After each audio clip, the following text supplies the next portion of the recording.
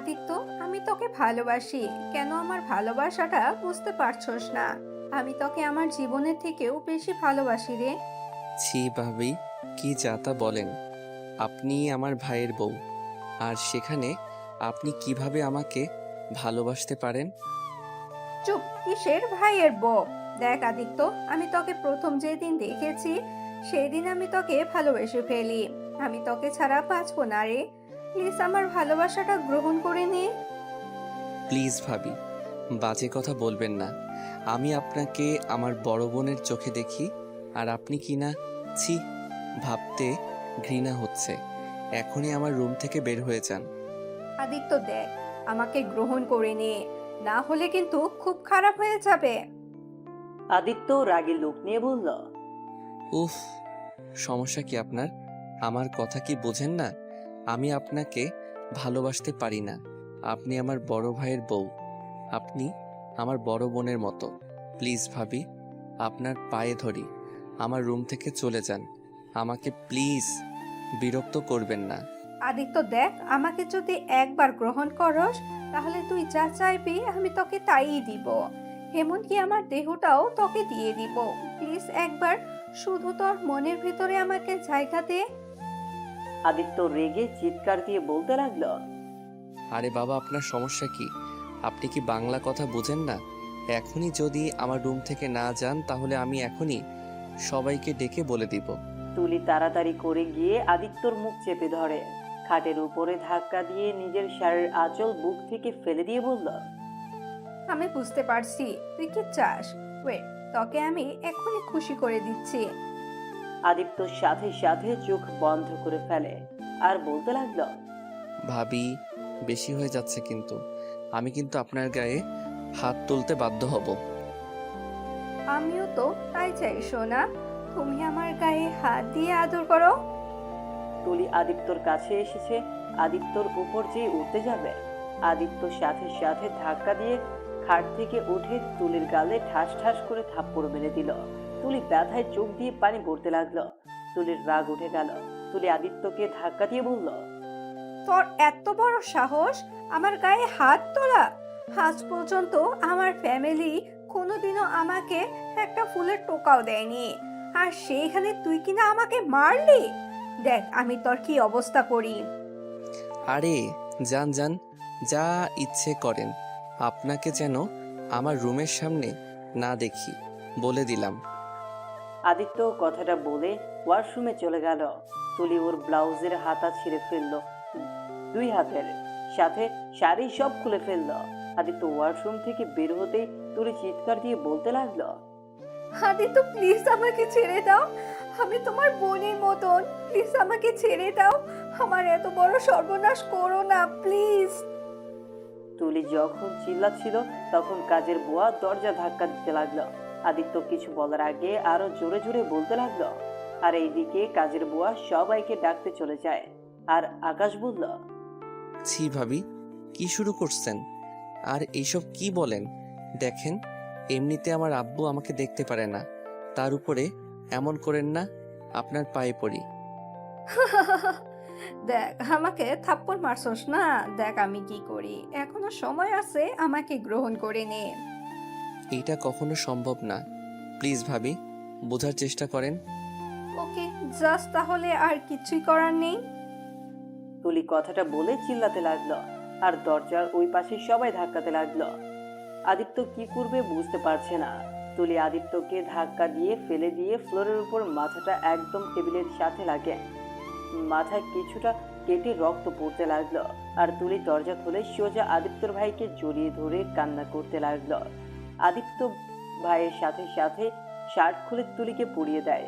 আদিত্যর আব্বু আর ওর ভাইয়ের দু চোখ রাগে লাল বর্ণ ধারণ করেছে। আদিত্য কিছু বলতে যাবে তার আগেই আদিত্যর আব্বু ওর ভাইয়ের প্যান্টের বেল্ট খুলে আদিত্যকে মারতে লাগলো। আদিত্য ব্যথায় চিৎকার দিতে লাগলো আর বলতে লাগলো, আব্বু, আমি কিছুই করি নাই, সব ভাবির সাজানো নাটক। আব্বু প্লিজ আমাকে বিশ্বাস করো, আমি ভাবির সাথে কিছুই করি নাই। আব্বু, আমি কিছু করি নাই।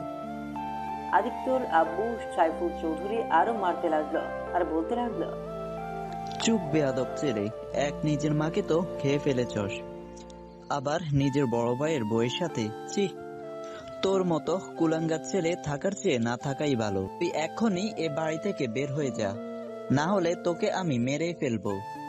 বৌমা, তুমি আমাকে ছেড়ে দাও, ওকে আজ আমি মেরেই ফেলবো। ভাবি সব মিথ্যা বলছে। আদিত্যর কোনো কথা শুনলো না। আদিত্যকে আরো মারতে লাগলো। আদিত্যর শরীর দিয়ে রক্ত ঝরতে লাগলো। তারপরেও আদিত্যর আব্বু মারা থামালো না। আদিত্যর ভাই আদিত্যকে কিল ঘুষি দিতে লাগলো। আদিত্য চিৎকার করে কান্না করতে লাগলো। আদিত্য এক পর্যায়ে সহ্য করতে না পেরে জ্ঞান হারিয়ে ফেললো। তারপর আদিত্যর আব্বু ভাই মারা বন্ধ করলো না। আদিত্যর ভাবি যখন সহ্য করতে পারলো না, তখন দৌড়ে গিয়ে বলল, আপু থামে, ওর শাস্তি ওই পাইছে, আর মারবেন না। যত হোক আমি ওর বড় বোনের মতন, আমি আর ওর এই অবস্থা দেখতে পারছি না। ভালো একটা মেয়ের ক্ষতি করতে চাইছিল। ছি, ওর লজ্জা পাওয়া দরকার যে ওকে ছোট ভাইয়ের মতো আদর করে, আর সেখানে তার সাথে নাকি আমার ভাবতে ঘিন হচ্ছে।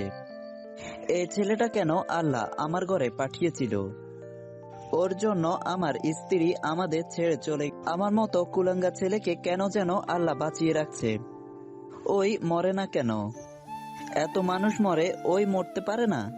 আদিত্যর আব্বু রেগে আর দুইটা বাড়ি মেরে চলে গেল। আদিত্যর ভাই ও ভাবি চলে গেল। আদিত্য মেঝেতে পড়ে আছে। আদিত্য যখন জ্ঞান ফিরে, আদিত্যর পানি পিপাসা পেয়েছে, কাল একদম কাঠ হয়ে গেছে এমন অবস্থা। আদিত্য অনেক কষ্টে উঠতে গিয়ে আবার পড়ে গিয়ে জ্ঞান হারিয়ে ফেলে। আদিত্য জ্ঞান ফিরতেই দেখতে পায় একটা রুমে বেডে শুয়ে আছে। আদিত্য বুঝতে বাকি রইল না এটা একটা হসপিটাল। আদিত্য বেড থেকে তাড়াতাড়ি করে উঠতে গিয়ে ব্যথায় কুঁকড়ে উঠল। আদিত্য অনেক কষ্টে বেড থেকে নেমে যেতে যাবে, তখন আদিত্যর ভাবি এসে বলে, কি করছিস? বেডে শুয়ে থাক, এখনো তোকে বাসায় নিয়ে যাওয়া যাবে না, রিলিজ সেলে যেতে পারবি। চুপ, একদম চুপ। আর একটা কথা বলবি না তুই। তোর জন্য আজ আমার এই অবস্থা। তোকে দেখলে আমার ঘৃণা হচ্ছে। তুই আসলে কোনোদিনও ভালো হবি না। আসলে তুই এসবেরই যোগ্য। এত মার খাইলি, খাও শিক্ষা হলো না। ভালোই করছস আমাকে মায়ের খাওয়া। তোর মতো রাক্ষসী মহিলা জীবনে কখনো তোর ভালো হবে না। আদিত্য কথাগুলো বলে হসপিটাল থেকে বের হয়ে সোজা বাসায় গেল। বাসায় যেতে আদিত্যর আব্বু বলল, কিরে, তুই এখানে কি করস? আর তুই মারস নাই? আদিত্য ওর আব্বুর কথা শুনে চোখ দিয়ে টপ টপ করে পানি পড়তে লাগলো। আদিত্য চোখের পানি মুছে ওর আব্বুর দিকে তাকিয়ে মুচকি হাসি দিয়ে বলল, আব্বু, আমি মরলে বুঝি তুমি অনেক খুশি হতে, তাই না?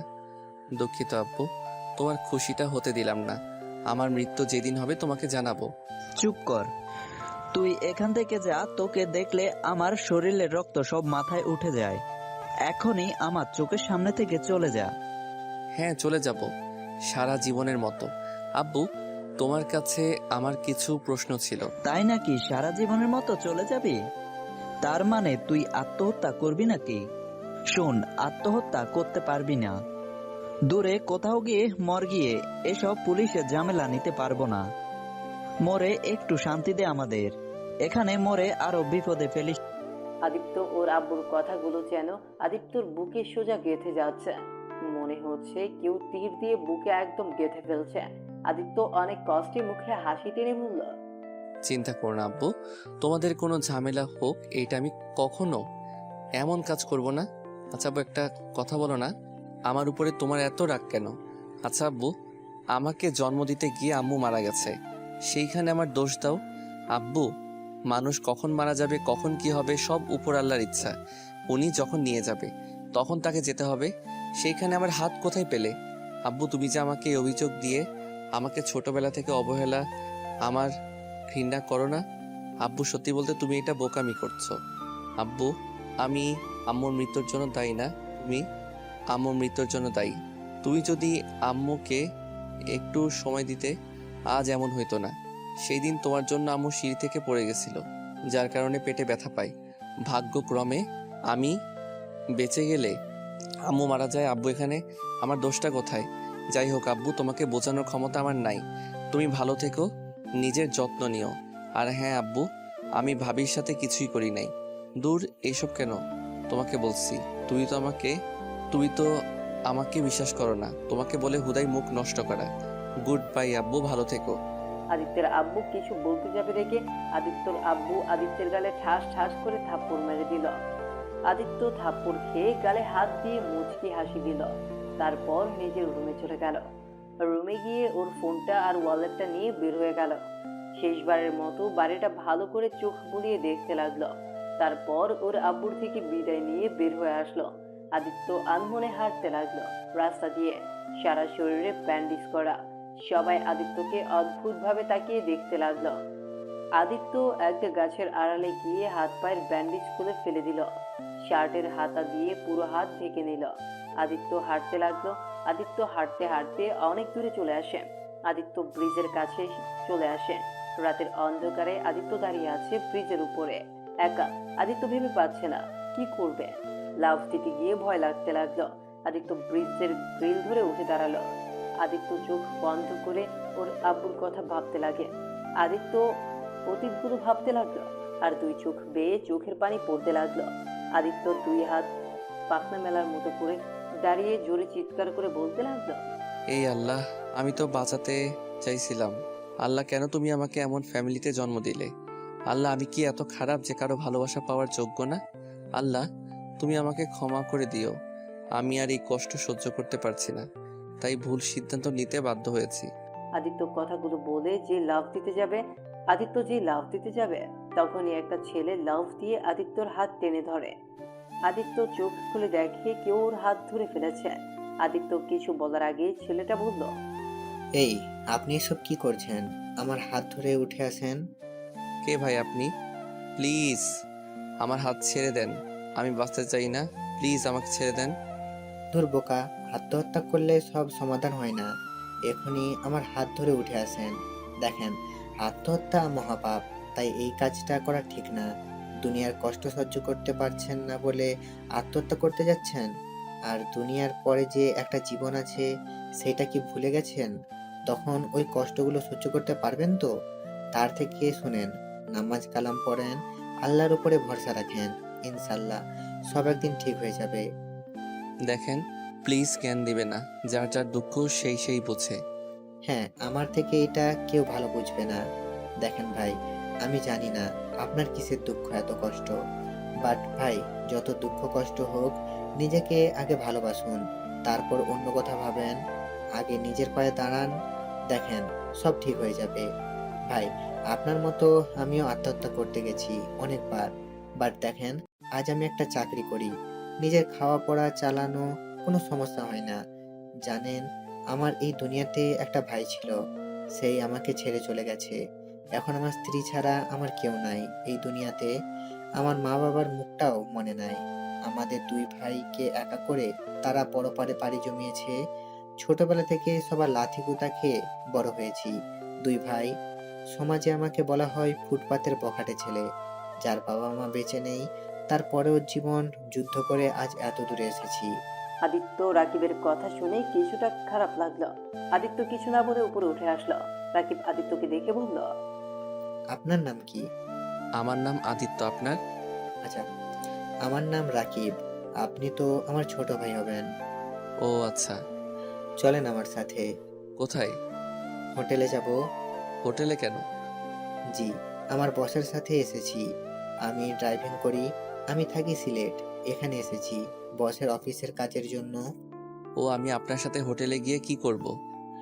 আপনার জীবন কাহিনী শুনতে চাই, তাই আগে ফ্রেশ হয়ে খাবার খেয়ে তারপর আপনার কাহিনী শুনবো। চলেন তো।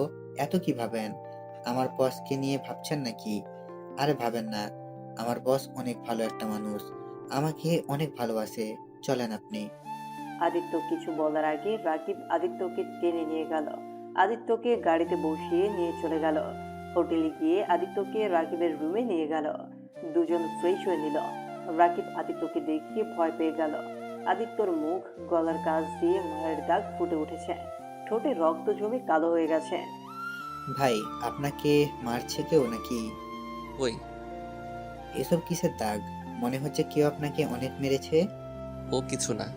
ভাই বুঝি, ভাই বুঝি, আমরা গরিব মানুষ, আমাদের এভাবে মানুষের মার খেয়ে বড় হতে হয়। আমাদের যে কষ্ট হয় এটা বড় লোকেরা ভুলে যায়।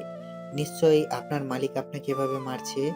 ভাই, আমার কাছে লুকাতে হবে না, আমি বুঝি ভাই, আমার সাথে এমন হয়েছিল। কিন্তু আলহামদুলিল্লাহ, আমার বসটা অনেক ভালো, মনের মতো একটা বস পেয়েছি। আদিত্য রাকিবের কথা শুনে কি বলবে বুঝতে পারছিল না। আদিত্য আর আগ বাড়িয়ে কিছু বলল না। আদিত্যর কথাতে সব হ্যাঁ মেলাতে লাগলো। রাকিব একের পর এক কথা বলতে লাগলো, আর আদিত্য হ্যাঁ সূচক উত্তর দিতে লাগলো। ভাই, আপনি শার্ট প্যান্ট খুলে ফেলেন, আমি আপনার ক্রিম লাগিয়ে দেই, আর ব্যথার মেডিসিন খেয়ে নিন, সব ঠিক হয়ে যাবে। ভাই ধন্যবাদ, অনেক করছেন আমার জন্য। আমি এখন আসছি। আপনি আমার জন্য অনেক করছেন। আরে ভাই, কোথায় যাচ্ছেন? আপনার যে অবস্থা, এই অবস্থায় কোথাও যেতে দিব না। শোনেন, আপনি সুস্থ হলে আমি আপনার একটা কাজের ব্যবস্থা করে দেব। আদিত্য কিছুক্ষণ ভেবে বলল, সত্যি আপনি আমাকে কাজ পাওয়াই দিবেন? আপনাকে যে কি বলে ধন্যবাদ দিব। বসের সাথে কথা বলে আপনার কাজের ব্যবস্থা করে দেব। আরে ভাই, ধন্যবাদ দিতে হবে না। মানুষ হয়ে মানুষকে যদি উপকার করতে না পারি, তাহলে কেমন মানুষ হইলাম আমি? আচ্ছা চলেন ভাই, দুজনে খেয়ে ঘুমিয়ে পড়ি, অনেক রাত হয়ে গেছে। আদিত্যকে খাটে বসে সব শার্ট প্যান্ট খুলে রাকিব অবাক হয়ে গেল। রাকিব ধিক্কার জানাতে লাগলো, আর আদিত্যকে সুন্দর করে স্যাভলন দিয়ে পরিষ্কার করে ব্যান্ডেজ করে দিতে লাগলো। তারপর দুজন খাবার খেয়ে নিল। খাবার খেয়ে দুজন শুয়ে পড়ল। আদিত্যর চোখে ঘুম আসছে না। আদিত্য মাথার ভেতরে ওই কথাগুলো ঘুরপাক খাচ্ছে। আদিত্য চোখ বেয়ে অনবরত পানি বের হতে লাগলো। আদিত্য মনে মনে ভাবতে লাগলো, আল্লাহ আমাকে ধৈর্য ধরার তৌফিক দান করেন। আল্লাহ আমাকে ধৈর্য তৌফিক দান করেন। আমি আর এসব সহ্য করতে পারছি না। আদিত্য কথাগুলো ভাবতে ভাবতে ঘুমিয়ে গেল। রাকিব আদিত্যকে দেখে বলল, তোমার তো শরীরের অনেক জ্বর, তুমি শুয়ে থাকো, আমি মেডিসিন নিয়ে আসছি। আর তুমি বলছি বলে রাগ করো না। না থাক, লাগবে না। আপনি এমনিতে আমার জন্য অনেক করছেন। দেখো, তুমি আমার ভাইয়ের মতো, তাই অত কথা বলো না। আমি যা বলি শোনো, চুপচাপ শুয়ে থাকো। আদিত্যকে কিছু বলতে না দিয়ে বাইরে চলে গেল। আদিত্য খাট থেকে অনেক কষ্টে উঠে ফ্রেশ হতে চলে গেল। ফ্রেশ হয়ে এসে খাটে শুয়ে পড়লো। রাকিব বাইরে গিয়ে ঔষধ নিয়ে চলে আসলো। এসে আদিত্যকে মেডিসিন দিয়ে খাবার খাইয়ে দিল। রাকিব চলে যেতে নিবে, আদিত্য রাকিবের হাত ধরে, রাকিব কিছু বলার আগে আদিত্য শক্ত করে জড়িয়ে ধরে কান্না করতে করতে বলল, ভাইয়া, আপনি আমার আপন কেউ না হয়েও আমার জন্য এত কিছু করছেন। আর আমার কাছের মানুষগুলো এমন ভালোবাসে আমায় যে আমি ঘরের ভিতর ঘরে থাকলেও কেউ আমাকে দেখতে আসতো না। আমার যত্ন নিবে তো দূরের কথা। রাকিব আদিত্যের মাথায় হাত বুলিয়ে দিতে দিতে বলল, ভাই আমার, এভাবে কান্না করো না। আমাকে একবার যখন ভাইয়া বলেছো, আজ থেকে তুমি আমার ছোট ভাই। আমার সাধ্য অনুযায়ী তোমাকে ভালো রাখার চেষ্টা করব। ওকে ভাইয়া। আদিত্য ডাক দিয়ে আরো জোরে শক্ত করে জড়িয়ে ধরল। রাকিব আদিত্যের চোখ মুছে কপালে চুমু দিয়ে আদিত্যকে শুইয়ে দিল। এভাবে 5 দিন কেটে গেল। রাকিবের বসের কাজ শেষ, তাই আদিত্যকে বলল, ভাই, তুই রেডি হয়ে নে, আমরা আজ গ্রামে চলে যাব। ওকে ভাইয়া। আদিত্য উঠে গিয়ে ফ্রেশ হয়ে রেডি হতে লাগলো। রাকিব আদিত্যকে শার্ট প্যান্ট সব কিনে দিয়েছে। সেই সব আদিত্য একটা লাগেজে তুলতে লাগলো। আদিত্য এখন মোটামুটি অনেকটা সুস্থ। ওদের গোছানো শেষ হলে দুইজন বের হয়। রাকিব ড্রাইভিং করতে লাগে। আদিত্য রাকিবের পাশে বসে আছে, আর রাকিবের বস রায়হান চৌধুরী পেছনে বসে আছে। তা আদিত্য, তুমি তো এখনো অনেক ছোট, তোমার সাথে কথা বলাই হয় নাই। তা তুমি কোন ক্লাসে পড়ো? জি স্যার, আমি ইন্টার সেকেন্ড ইয়ারে পড়ি। রায়হান চৌধুরী আর রাকিব অবাক হয়ে আদিত্যের দিকে তাকিয়ে আছে। রায়হান চৌধুরী রাকিবকে বলল, বলো কি, এত ছোট ছেলে ইন্টার সেকেন্ড ইয়ারে? আমি তো ভেবেছিলাম তুমি ক্লাস 10-এ পড়ো। সবাই আমাকে পিচ্ছি ভাবে আর আমার পড়া এগিয়েছে, তাই আর কি। যাক রাকিব, একটা কাজ ভালো করছো, তোমার ছোট ভাইকে পড়িয়ে। স্যার, আমাকে একটা চাকরি দেওয়া যায় না? ভাইয়া একা একটা সংসার চালাই, আমিও জব করলে ভাইয়া অনেক সুবিধার হতো। তোকে কাজ করতে হবে না, আমি একাই সংসার চালাতে পারবো। আর আমাদের সংসার মাত্র 3 জনের, তুই, তোর ভাবি আর আমি। আদিত্য তো অবাক হয়ে তাকিয়ে আছে রাকিবের দিকে। রায়হান সাহেব বলল, রাকিব ঠিক বলছে, তুমি ভালো করে পড়াশোনা শেষ করো, পরে আমি তোমাকে ভালো একটা জবের ব্যবস্থা করে দেব। স্যার আমাকে তাও একটা জব দিন না, আমি পড়াশোনার পাশে কাজও করতে চাই। প্লিজ প্লিজ ভাইয়া, তুমি না করো না। বলছি না করতে হবে না, পড়াশোনার মনোযোগ দে, বুঝলি? আচ্ছা ঠিক আছে, একটা কাজ করতে পারো, আমাদের বাসায় প্রতিদিন বাজার করে দিতে পারো, বাগানে পানি দেবে সময় মতো, আর টুকটাক কাজ করে দিতে পারবে। তাহলে তোমার পড়ার সময়টাও পাবে, তোমার কাজ করাও হবে। ওকে স্যার, ধন্যবাদ। স্যার আপনি না অনেক ভালো। ভাইয়ার কাছে আপনার অনেক কথা শুনছি, আজ নিজের চোখে দেখলাম। আসলে আপনি অনেক ভালো মনের মানুষ। থাক, আর বানিয়ে বানিয়ে কথা বলতে হবে না, আমি অত ভালো মানুষ না। আর শোনো, তোমার বেতন 7,000 দিলে কি তোমার কোনো সমস্যা হবে? আলহামদুলিল্লাহ, কোনো সমস্যা হবে না। আদিত্য অনেক খুশি হলো। আদিত্য মনে মনে ভাবতে লাগলো, যাক ভালো হলো, এইসব কাজ কোনো ব্যাপার হবে না। বাজার তো মাঝে মাঝে করছি আমি, ইনশা আল্লাহ কাজগুলো ঠিক মতো করে দিতে পারলে হলো। কিরে, এত কি ভাবিস? কই কিছু না ভাইয়া। তিনজন সারা রাস্তায় কথা বলতে বলতে যেতে লাগলো। রায়হান চৌধুরী আদিত্যর পুরো ভক্ত হয়ে গেল। আদিত্য কথাগুলো অনেক সুন্দর করে মনোযোগ দিয়ে শুনছে। আদিত্য যত কথা শুনছে তত অবাক হয়ে যাচ্ছে। রায়হান চৌধুরী ভাবতে লাগলো, এত ছোট ছেলে, বাট কতটা সুন্দর চিন্তা ভাবনা। আর আমার ছেলে মেয়েগুলো সবসময় শুধু টাকা টাকা আর টাকা করে, কখনো দেখিনি কাউকে নিয়ে চিন্তা করে। আর এইটুকু ছেলে কতটা সুন্দর চিন্তাধারা। সারা রাত তিনজন গল্প করতে করতে আদিত্যের অনেক ঘুম পেল। গাড়িতেই ঘুমিয়ে গেল। সকাল হলে রাকিব ডাক দিল। আদিত্য ঘুম ভাঙতেই দেখে একটা বাড়ির সামনে গাড়িটা থামিয়েছে, টিন দিয়ে গেট করা। আদিত্য গাড়ি থেকে নামে, রাকিব সাথে নামলো। রাকিব গেট খুলে ভেতরে ঢুকলো। আদিত্য দেখতে পেল অনেক বড় একটা উঠান, আর তার সামনে হাফ ওয়াল করা ঘর, আর এক পাশে নানা ধরনের সবুজ গাছ লাগানো, আর এক পাশে রান্নাঘর। বাড়িটা অনেক সুন্দরভাবে গুছানো হয়েছে। রাকিব ডাকতে লাগলো, ময়না, এই ময়না, কোথায় গেলে তুমি? ময়নাকে ভাইয়া? তোর ভাবির নাম ময়না। আচ্ছা, তুই আয় ঘরে বস, আমি দেখি তোর ভাবি কোথায়। আদিত্যকে ঘরে নিয়ে গেল। ঘরের ভিতরে দেখতে পেল এক পাশে ওয়ার্ড্রপ, তার সাথে সুকেসে, আরেক পাশে সোফা, টি টেবিল, আর তার সামনে দেয়ালের সাথে টিভি, আরেক সাইডে খাট। আদিত্য সোফায় বসলো, টিপ বাহিরে গেল। আদিত্য পুরো রুমটা দেখতে লাগলো। আদিত্য বসে থেকে হাতের ক্ষতের দিকে তাকিয়ে দেখতে লাগলো। মাঝে মাঝে একটু ব্যথা করে। আদিত্য নিচের দিকে মুখ করে আছে। তখন রুমে কেউ একজন ভেতরে ঢুকে বলল, আদিত্য, তোর ভাবি এসেছে। ময়না, এটা আদিত্য, যার কথা তোমাকে বলেছিলাম। আদিত্য ময়নাকে সালাম দিলে ময়না হাসি মুখে সালামের উত্তর নিয়ে আদিত্যের সাথে টুকটাক কথা বলে। আদিত্য আর রাকিবকে ফ্রেশ হয়ে আসতে বলল। আদিত্য, তাহলে চল, দুজনে ফ্রেশ হয়ে আসছি। আর এই যে পাশের রুমটাতে তুই থাকবি, যা রুমের ভেতরে গিয়ে তোর ব্যাগ রেখে আয়। ওকে ভাইয়া। আদিত্য ব্যাগটা নিয়ে পাশের রুমে চলে গেল। এই রুমে তেমন কিছু নাই, শুধু একটা খাট আর পড়ার টেবিল, আর দুইটা চেয়ার আর কাঠের আলমারি। আদিত্য ব্যাগ রেখে রাকিবের সাথে কলের পাড়ে চলে গেল। আদিত্য কল চাপ দিতে গিয়ে পারছিল না। রাকিব আর ময়না হাসতে লাগলো। আরে, তুই ওইখানে দাঁড়া, আমি তোকে দেখিয়ে দেই কিভাবে পানি বের করতে হবে। ইয়ে মানে ভাইয়া, আমি তো কখনো করি নাই, তাই আর কি। বুঝেছি, এখন তুই আমারটা দেখে শিখে নে। আদিত্য রাকিবের দিকে তাকিয়ে দেখতে লাগলো। আদিত্য পরে রাকিবকে সরিয়ে দিয়ে ও নিজেই চাপ দিতে লাগলো। তারপর দুইজন ফ্রেশ হয়ে রুমে চলে গেল। ময়না আদিত্য আর রাকিবকে খাবার দিল। আদিত্য বলল, ভাবি আপনি খাবেন না? তুই খা, আমি ওকে খাইয়ে দিব, আর আমি খাবো। আদিত্য শুনে অবাক হয়ে তাকালো। রাকিব ময়নাকে খাইয়ে দিতে লাগলো আর নিজে খেতে লাগলো। আদিত্য হা করে তাকিয়ে থাকতে দেখে ময়নার লজ্জা লাগতে লাগলো। কিরে, তুই এভাবে তাকিয়ে আছিস কেন? তোকে খাইয়ে দিব নাকি? রাকিব কথাটা বলে আদিত্যের মুখে খাবার দিয়ে দেয়।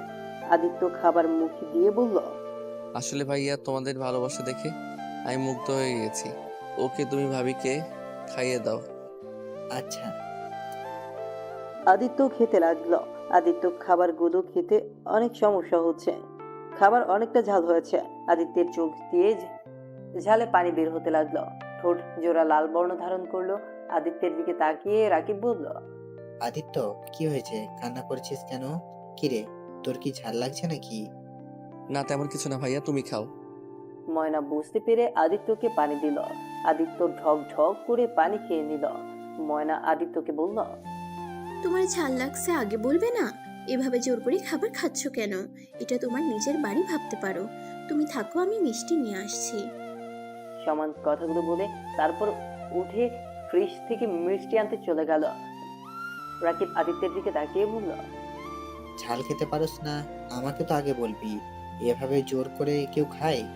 তোর ভাবির কথাই কিছু মনে করিস না। আরে না, ভাবির উপরে রাগ করবো কেন? ভাইয়া তুমি আর ভাবি না অনেক ভালো। নে, মিষ্টিগুলো খেয়ে নে। আদিত্য মিষ্টি খেতে লাগলো।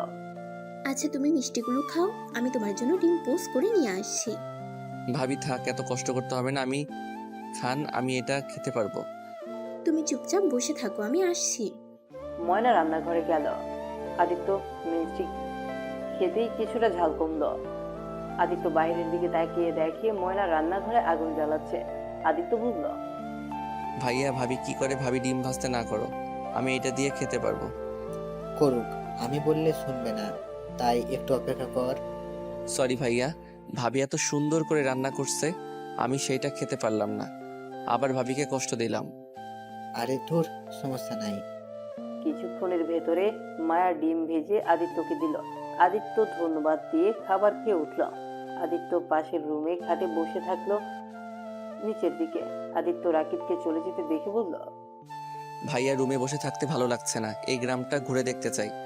তোর ভাবিকে নিয়ে যা, আমি তো একটু কাজে যাব। ভাবি সাথে যাব? আচ্ছা ভাইয়া, স্যারের বাসা কোথায়? এখান থেকে 10 মিনিট লাগে যেতে। আসলে সৎকালে আমাকে নিয়ে যাও, বাসাটা দেখিয়ে দিলে চলবে? আচ্ছা তুই থাক। আর শোন, রাতে এসেছে, কোথায় হবে? রাকিব চলে গেল। আদিত্য বসে আছে। তখন ময়না এসে বলল, আদিত্য, তোমার হয়তো ভালো লাগছে না। আচ্ছা আমার সাথে চলো, তোমায় সারা গ্রাম ঘুরে দেখাই। আদিত্য ময়নার সাথে বের হলো। সারা গ্রাম দুইজন ঘুরলো আর সবার সাথে পরিচিত হয়ে নিল। এখন প্রায় মানুষ জানে আদিত্য রাকিবের ভাই। দুজন বাসায় আসতে আসতে সন্ধ্যা হয়ে গেল। আদিত্য সারাদিন ময়নার সাথে থেকে অনেকটা আদিত্য এখন ময়নাকে নিজের বড় বোনের মতো লাগছে। আদিত্য আর ময়না বাসায় এসেছে, যার যার রুমে চলে গেল। ময়না রান্নাঘরে চলে গেল, রান্না করতে সবকিছু গোছাতে লাগলো। আদিত্য গিয়ে বলল, ভাবি আমি আপনাকে হেল্প করি, আমি রান্না করতে পারি টুকটাক, বাট এইটা দিয়ে কাটতে পারি না।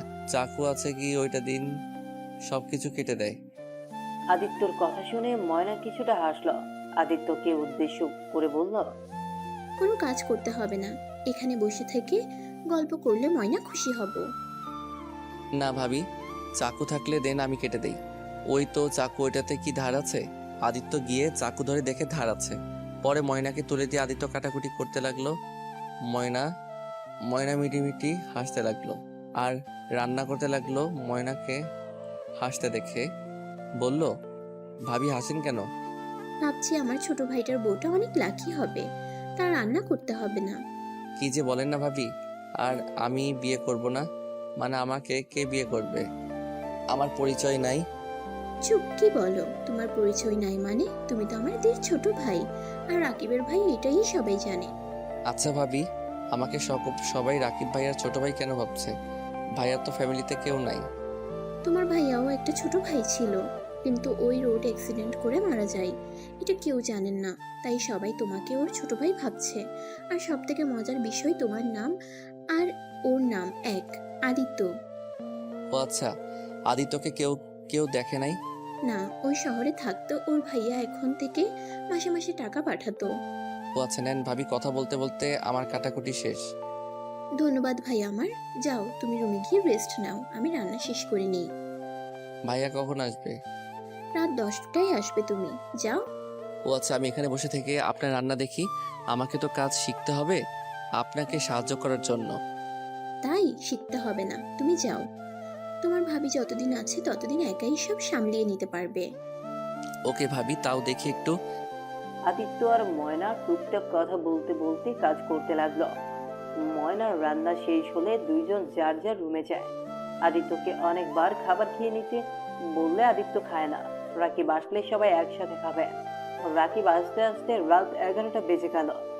রাকিব এসে ময়নাকে ডাকতে লাগলো।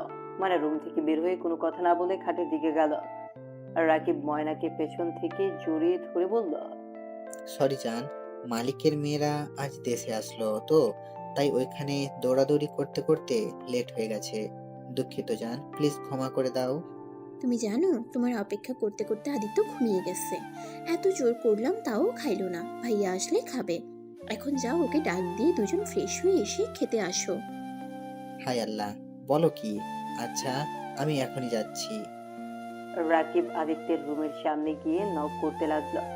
ঘুম ঘুম চোখে আদিত্য দরজা খুলে দিল। আদিত্যের সামনে গিয়ে রাকিব কান ধরে বলল, দুঃখিত ভাই, আমার অনেক দেরি করে ফেলেছি।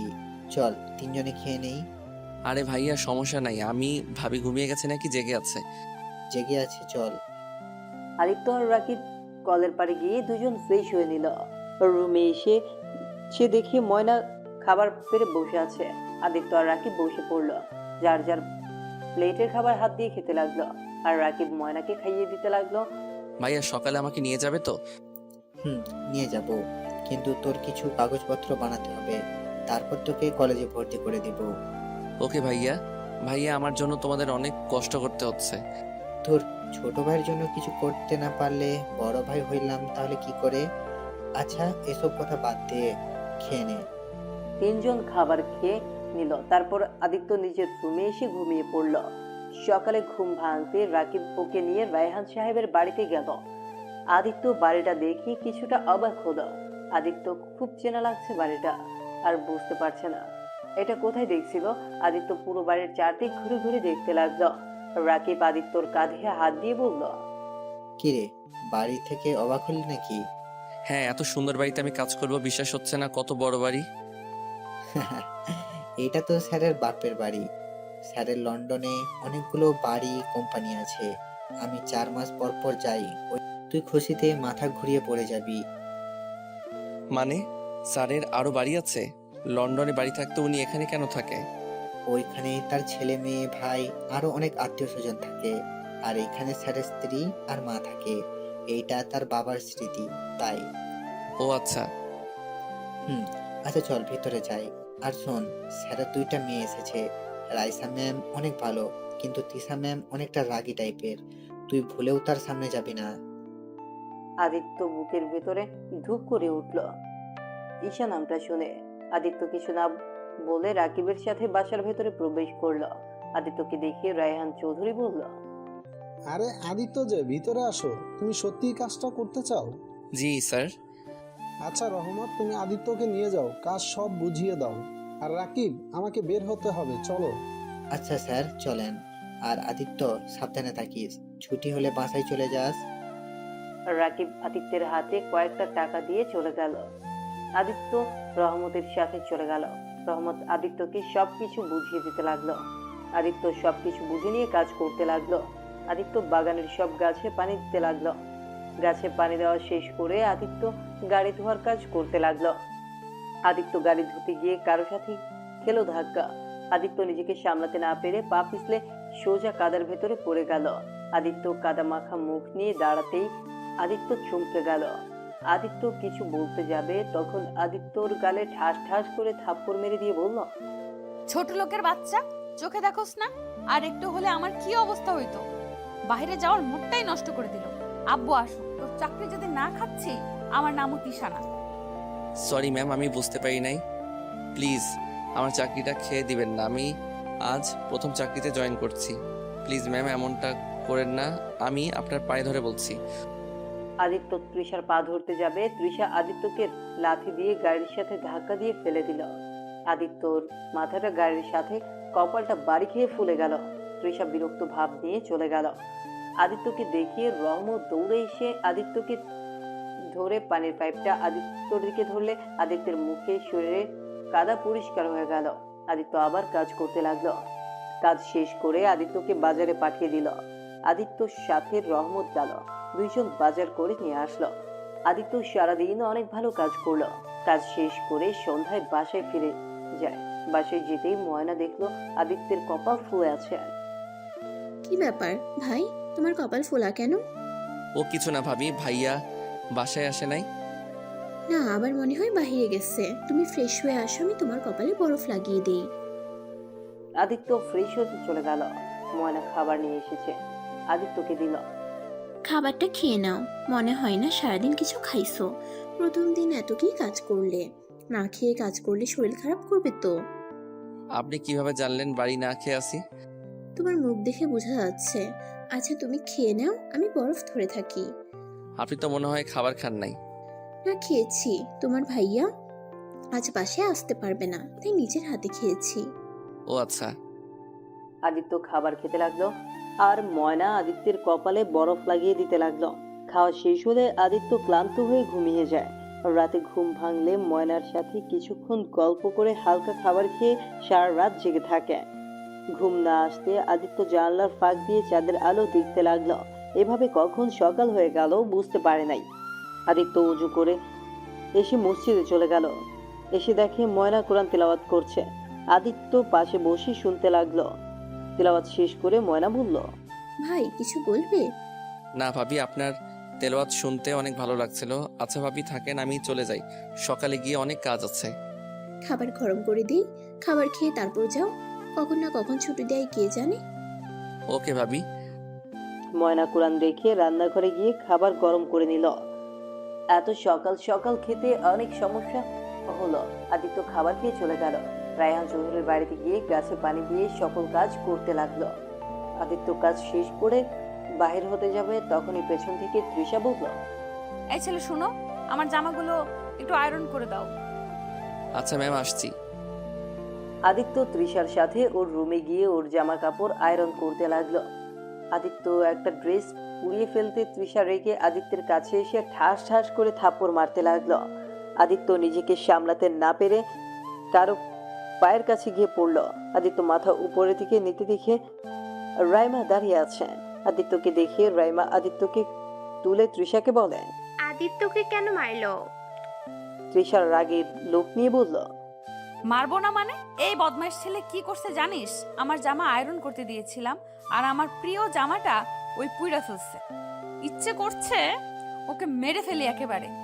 আদিত্যকে আবার মারতে যাবে, তখন রাইমা বাধা দিয়ে বলল, উফ আপু, এখন যা না, ভুল করার করে ফেলেছে। এখন ওকে মেরে ফেললে কি হবে?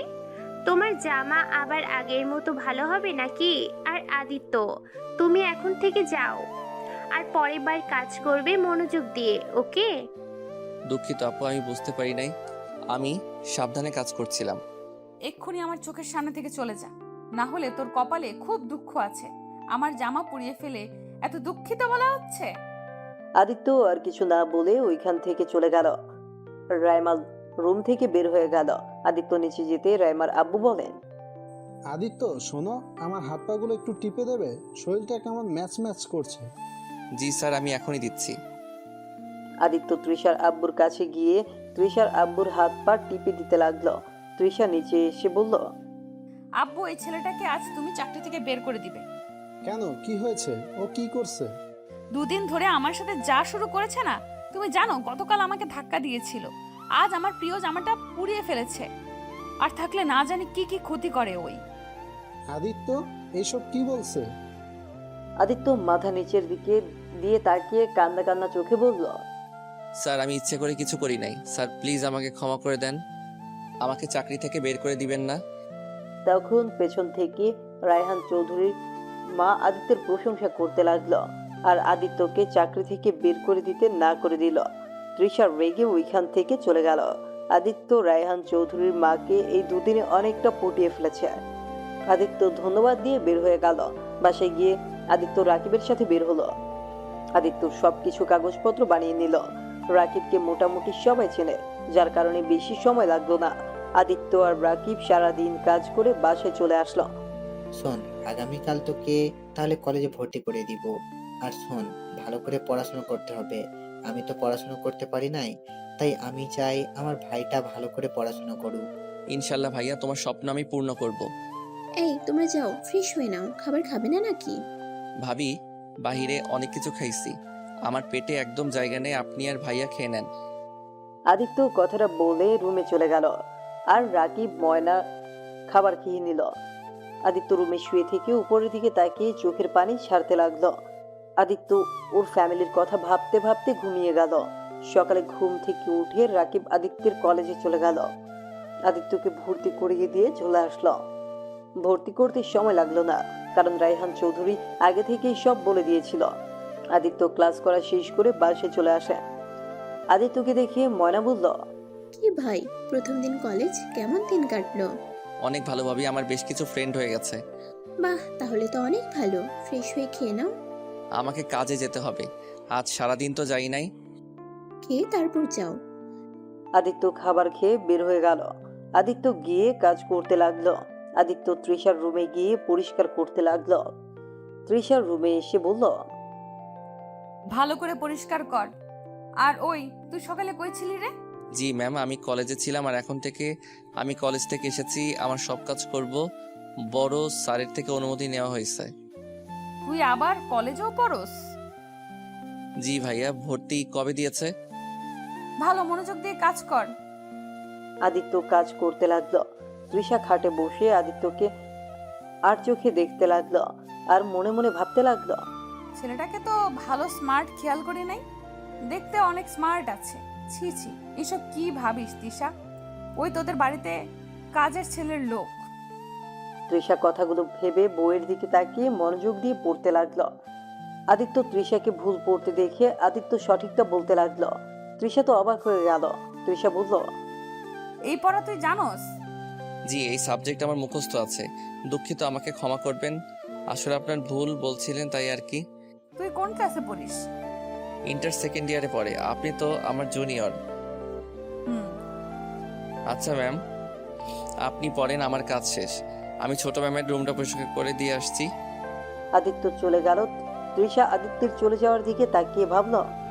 আদিত্য রাইমার রুম পরিষ্কার করে নিচে গিয়ে তৃষার দাদির সাথে কিছুক্ষণ গল্প করলো, আর তৃষার আম্মুকে কাজে হেল্প করতে লাগলো। প্রায় কাজ শেষ হলে তৃষা নিচে এসে বলল, আদিত্য শোন, জি ম্যাম, বলেন। আমাকে এই সাবজেক্টটা বুঝিয়ে দিতে পারবি? কোন সাবজেক্ট দেখি? তৃষা আদিত্যকে ডাকতে আদিত্য বলল, আরে এটা তো অনেক সহজ, আপনি বসেন, আমি দাদিমাকে পানি দিয়ে নেই।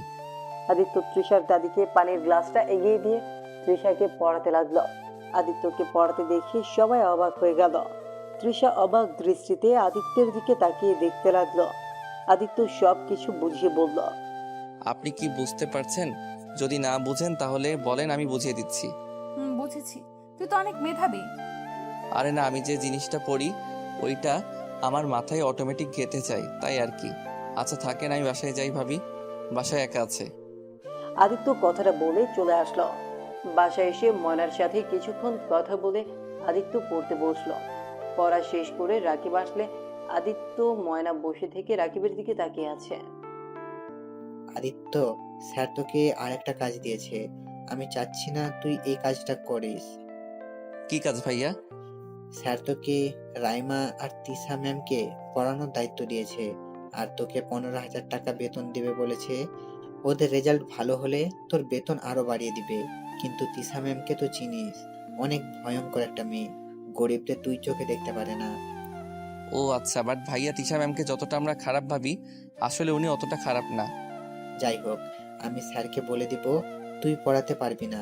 নিজের পড়া বাদ দিয়ে অন্যজনকে পড়ানোর কোনো দরকার নাই। তোর 2 মাস পরে পরীক্ষা, এখন ভালো করে পড়তে হবে। আর শোন, তোকে এই চাকরি করতে হবে না, তুই পড়াশোনায় মনোযোগ দে। ভাইয়া এটা কেমন কথা হলো? ভাইয়া আমি আমার পড়াও পড়বো, ওনাদেরও পড়াতে পারবো। আর 15,000 টাকা পাইলে তো ভালোই হবে।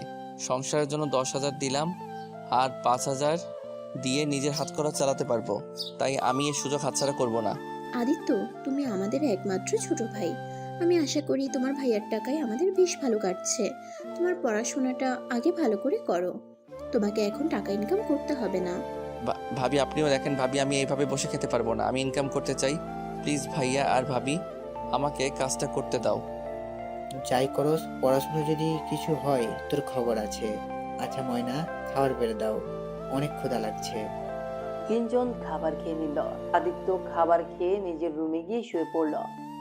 আদিত্য তাড়াতাড়ি ঘুমিয়ে গেল। সকালে উঠে ময়নার সাথে কাজ করে খাবার খেয়ে কলেজের উদ্দেশ্যে রওনা দিল। আদিত্য কলেজ থেকে এসে গোসল করে খেয়ে রায়হান চৌধুরীর বাড়িতে চলে গেল। গিয়ে প্রতিদিনের মতো কাজ করতে লাগলো। কাজ শেষ করে আসতে যাবে তখন তৃষা বলল, আদিত্য শোন, আমাকে আর রাইমাকে আব্বু পড়াতে বলছে। তুই বাসায় যাওয়ার আগে আমাদের 4টার দিকে পড়িয়ে তারপর বাসায় যাবি। জি ম্যাম। আচ্ছা আপনারা যান, আমি আসছি। তৃষা আর রাইমা পড়ার রুমে চলে গেল। আদিত্য ওদের পেছন পেছন গেল। রুমে গিয়ে আদিত্য দরজাটা একদম খুলে দিল। তৃষা রাইমা অবাক হয়ে তাকিয়ে আছে। কি ব্যাপার, এত দরজা খুলে রাখছিস কেন? এমনি ম্যাম, আপনারা বই বের করেন। দুইজন বই বের করতে আদিত্য ওদের পড়াতে লাগলো। রায়হান চৌধুরী রুমে এসেছে। ওদের পড়াতে দেখে অনেক খুশি হলো। এভাবে 1 মাস পার হয়ে গেল। আদিত্যকে আজ বেতন দেওয়া হয়েছে। আদিত্য খুশিতে বেতনটা নিয়ে সোজা মার্কেটে চলে যায়। মার্কেটে গিয়ে ময়না আর রাকিবের জন্য শপিং করে বাসায় এসেছে। ময়না আর রাকিবের রুমে যায়। কিছু বলবি? ভাইয়া তোমরা চোখ বন্ধ করো। কেন গো ভাই? আরে বাবা করো না একটু। দুইজন হেসে চোখ বন্ধ করলো। আদিত্য পেছন থেকে 2টা শপিং ব্যাগ দুইজনের হাতে দিয়ে বলল, এবার চোখ খোলো। এই ভেতরে কি আছে? দুইজন খুলে দেখো পছন্দ হয় নাকি। রাকিব আর ময়না শপিং ব্যাগ খুলতে দেখে রাকিবের ব্যাগের ভেতরে শার্ট প্যান্ট আর একটা পাঞ্জাবি, আর ময়নার ব্যাগে একটাতে শাড়ি আর একটাতে 3 পিস। এইসব কি? কি আবার যা দেখছো এটাই। ভাইয়া আজ আমি বেতন পাইছি, আর আমার প্রথম বেতনের টাকা দিয়ে তোমাদের গিফট করলাম। তোমরা খুশি হও নাই, আর ভাবি এই টাকাটা বাঁচছে।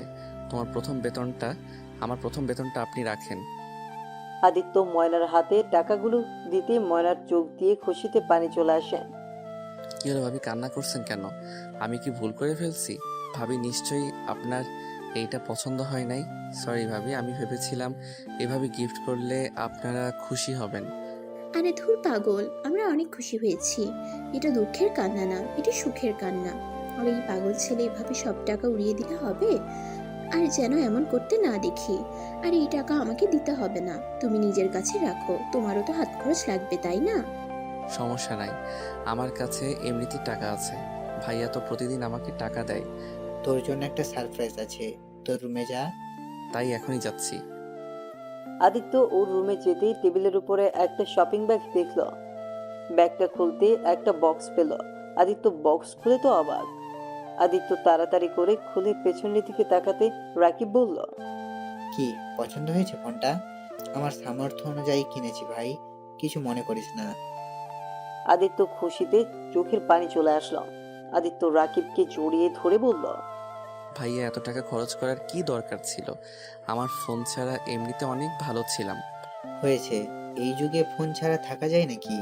আর তোর ফ্রেন্ডের তো ফোন আছে, তোর নাই, এটা কেমন দেখায়?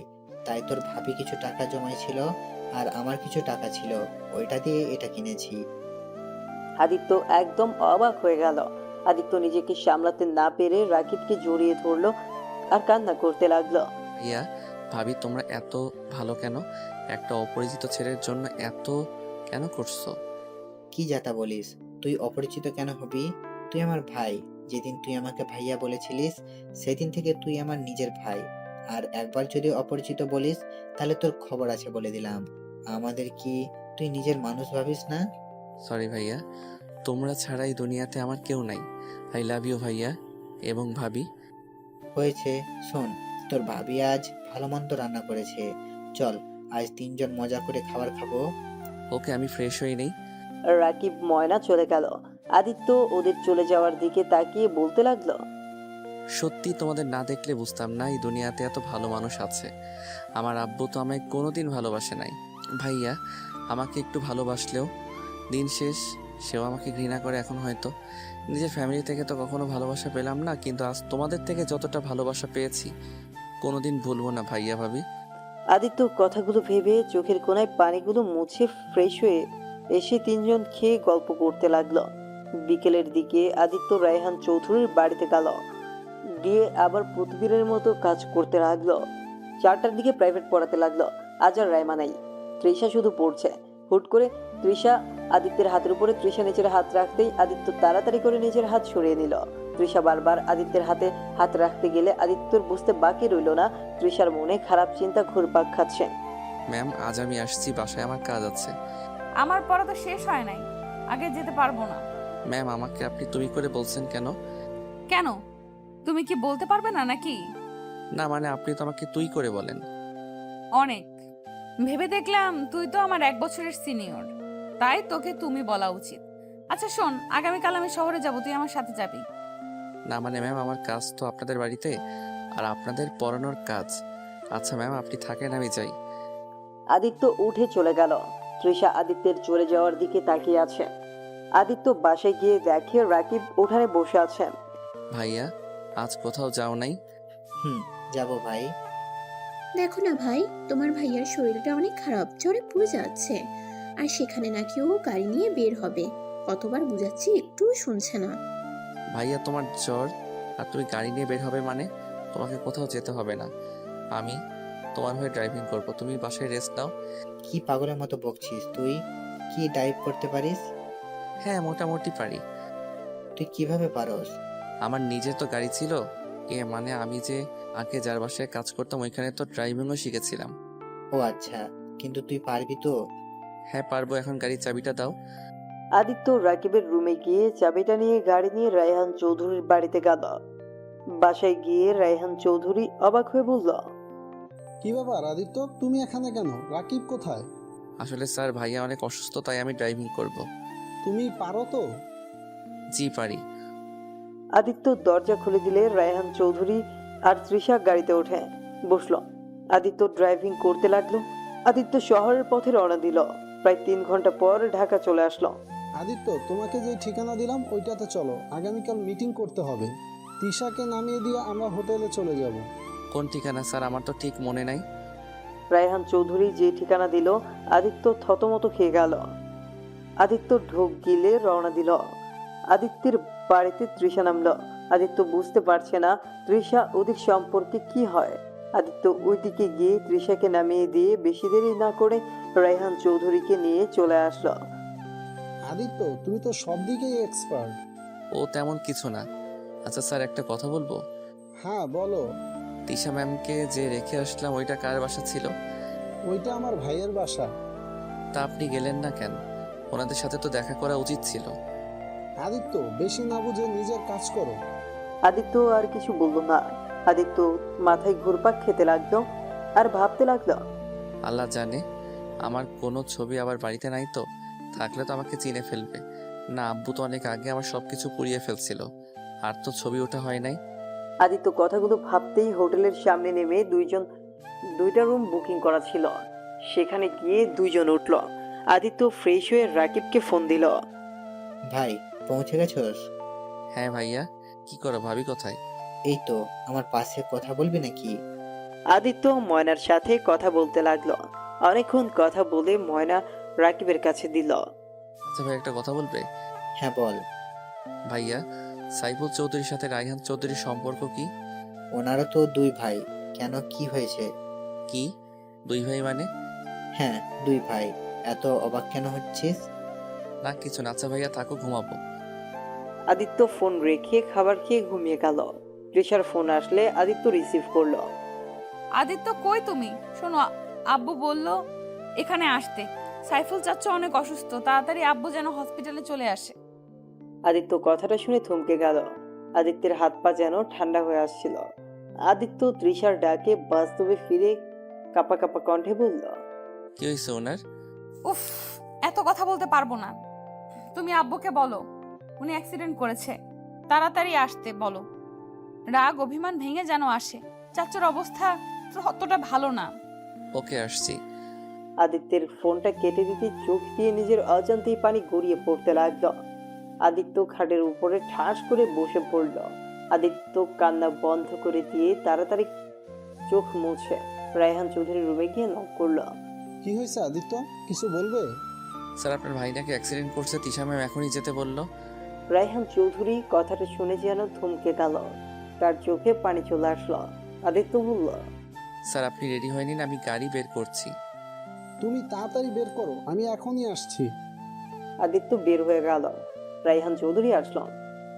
আদিত্য গাড়ি নিয়ে রওনা দিল। সিটি হসপিটালের উদ্দেশ্যে বের হলো। অনেক স্পিডে চালাতে লাগলো। 30 মিনিটের মধ্যে হসপিটালে চলে আসলো। রায়হান চৌধুরী আদিত্যকে গাড়িতে থাকতে বলে চলে গেল। আদিত্য মুখে মাস্ক পরে নিয়ে গাড়িতে অপেক্ষা করতে লাগলো। আদিত্যর মন যেন ছটফট করতে লাগলো। একজন নিজের আব্বুকে দেখার জন্য আদিত্য সহ্য করতে না পেরে চলে গেল উপরে। আদিত্য ওর আব্বুর কেবিন খুঁজে বের করলো। গিয়ে দেখে সবাই দাঁড়িয়ে আছে।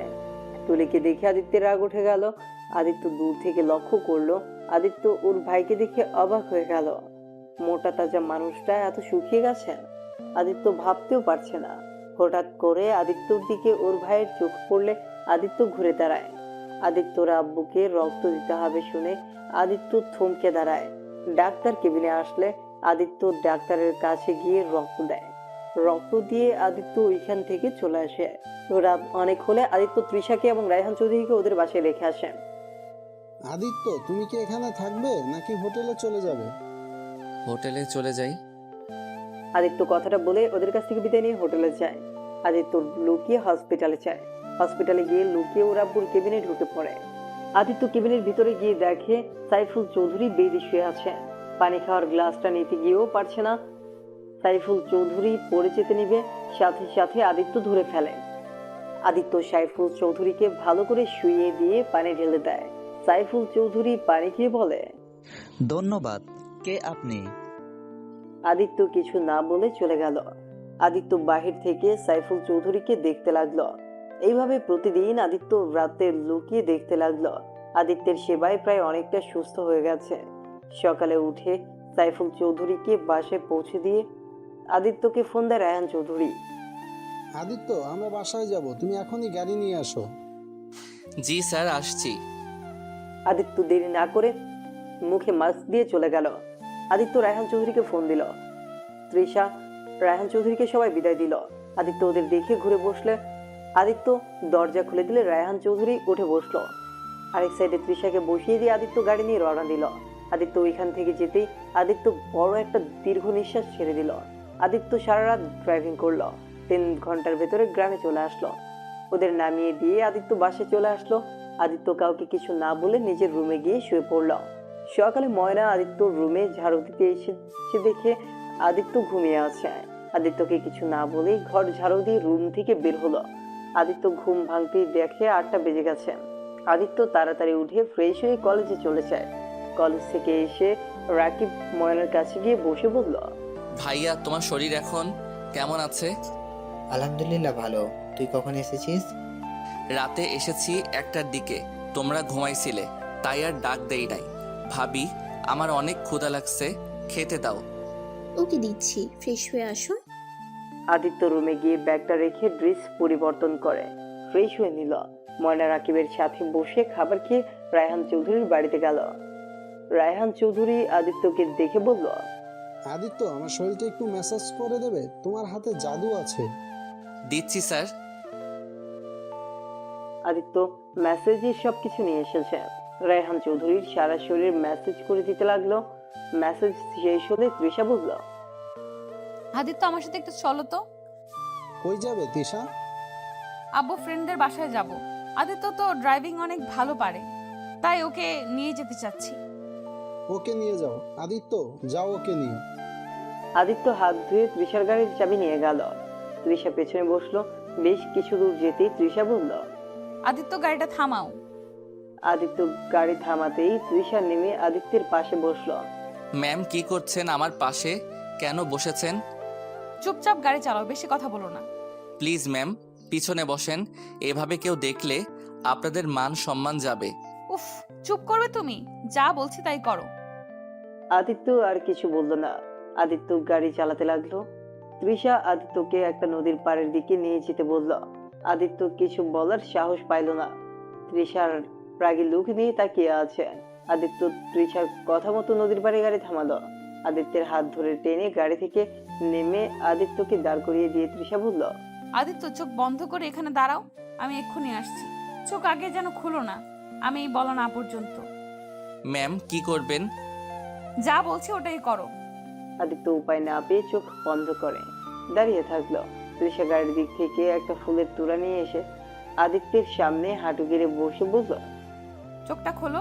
আদিত্য চোখ খুলতে তৃষা বলল, আদিত্য, তোমাকে আমি আমার জীবন সঙ্গী হিসেবে চাই। তুমি কি আমার সারা জীবনের পথ চলার সঙ্গী হবে? আমার ভবিষ্যতের বাচ্চার বাবা হবে কি?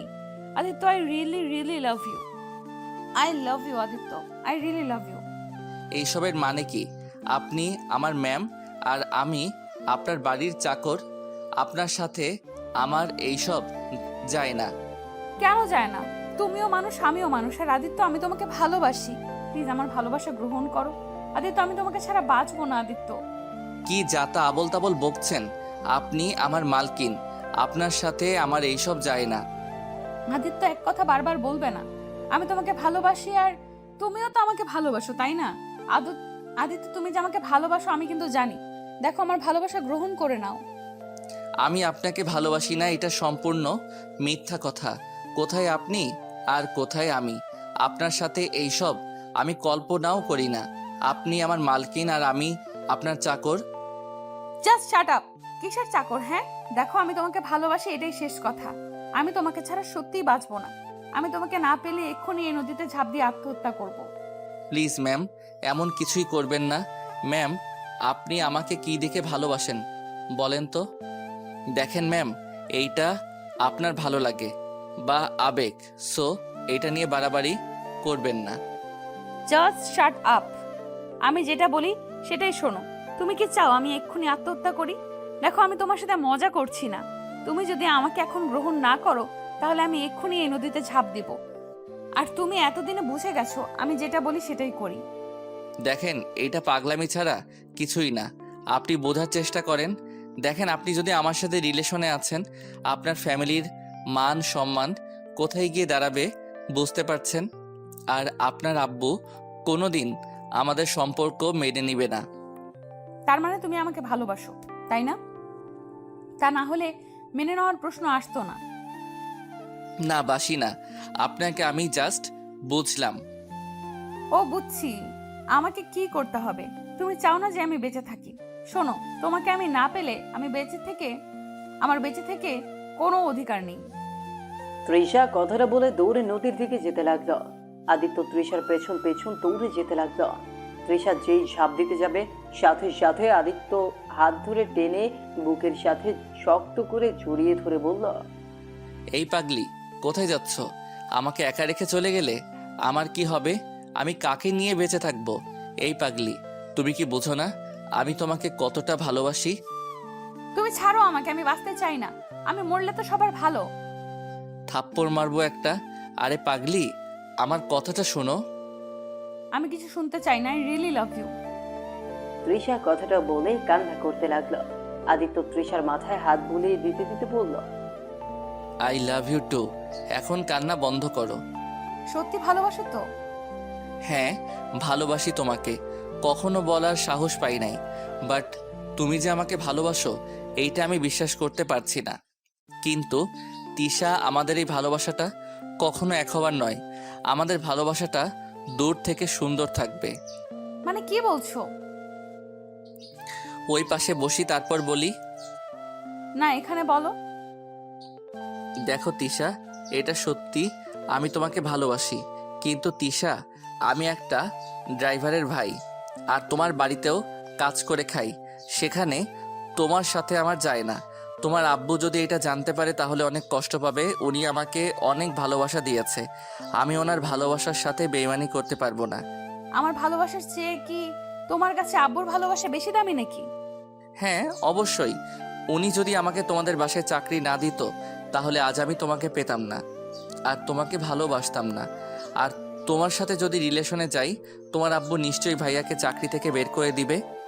আর আমার জন্য ভাইয়ার ক্ষতি হোক এইটা আমি কোনোদিন মেনে নিতে পারবো না। আমার জীবন চলে গেলেও আমি আমার ভাইয়া ভাবির মনে কষ্ট দিতে পারবো না। আদিত্য, তুমি খালি নিজের স্বার্থটাই দেখলে। আদিত্য, আমি তোমাকে ভালোবাসি, বিশ্বাস করো। আমি তোমাকে ছাড়া বাঁচবো না। আমার মন প্রাণ সব দিয়ে আমি তোমাকে ভালোবাসি। প্রতিটা রাত আমি তোমার কথা ভেবে ঘুমোতে পারি না। পড়ার ফাঁকে ফাঁকে তোমাকে দেখতে আমার ভীষণ ভালো লাগে। তোমাকে না দেখতে পেয়ে যেন দম বন্ধ হয়ে আসে। প্লিজ আদিত্য, আমাকে ফিরিয়ে দিও না। তিশা, এখন তোমার আবেগ কাজ করছে। শুনো, একটা কথা বলি, এই দুনিয়াটা স্বার্থপর দুনিয়া। এখানে কেউ কারোর জন্য মরতে পারে না।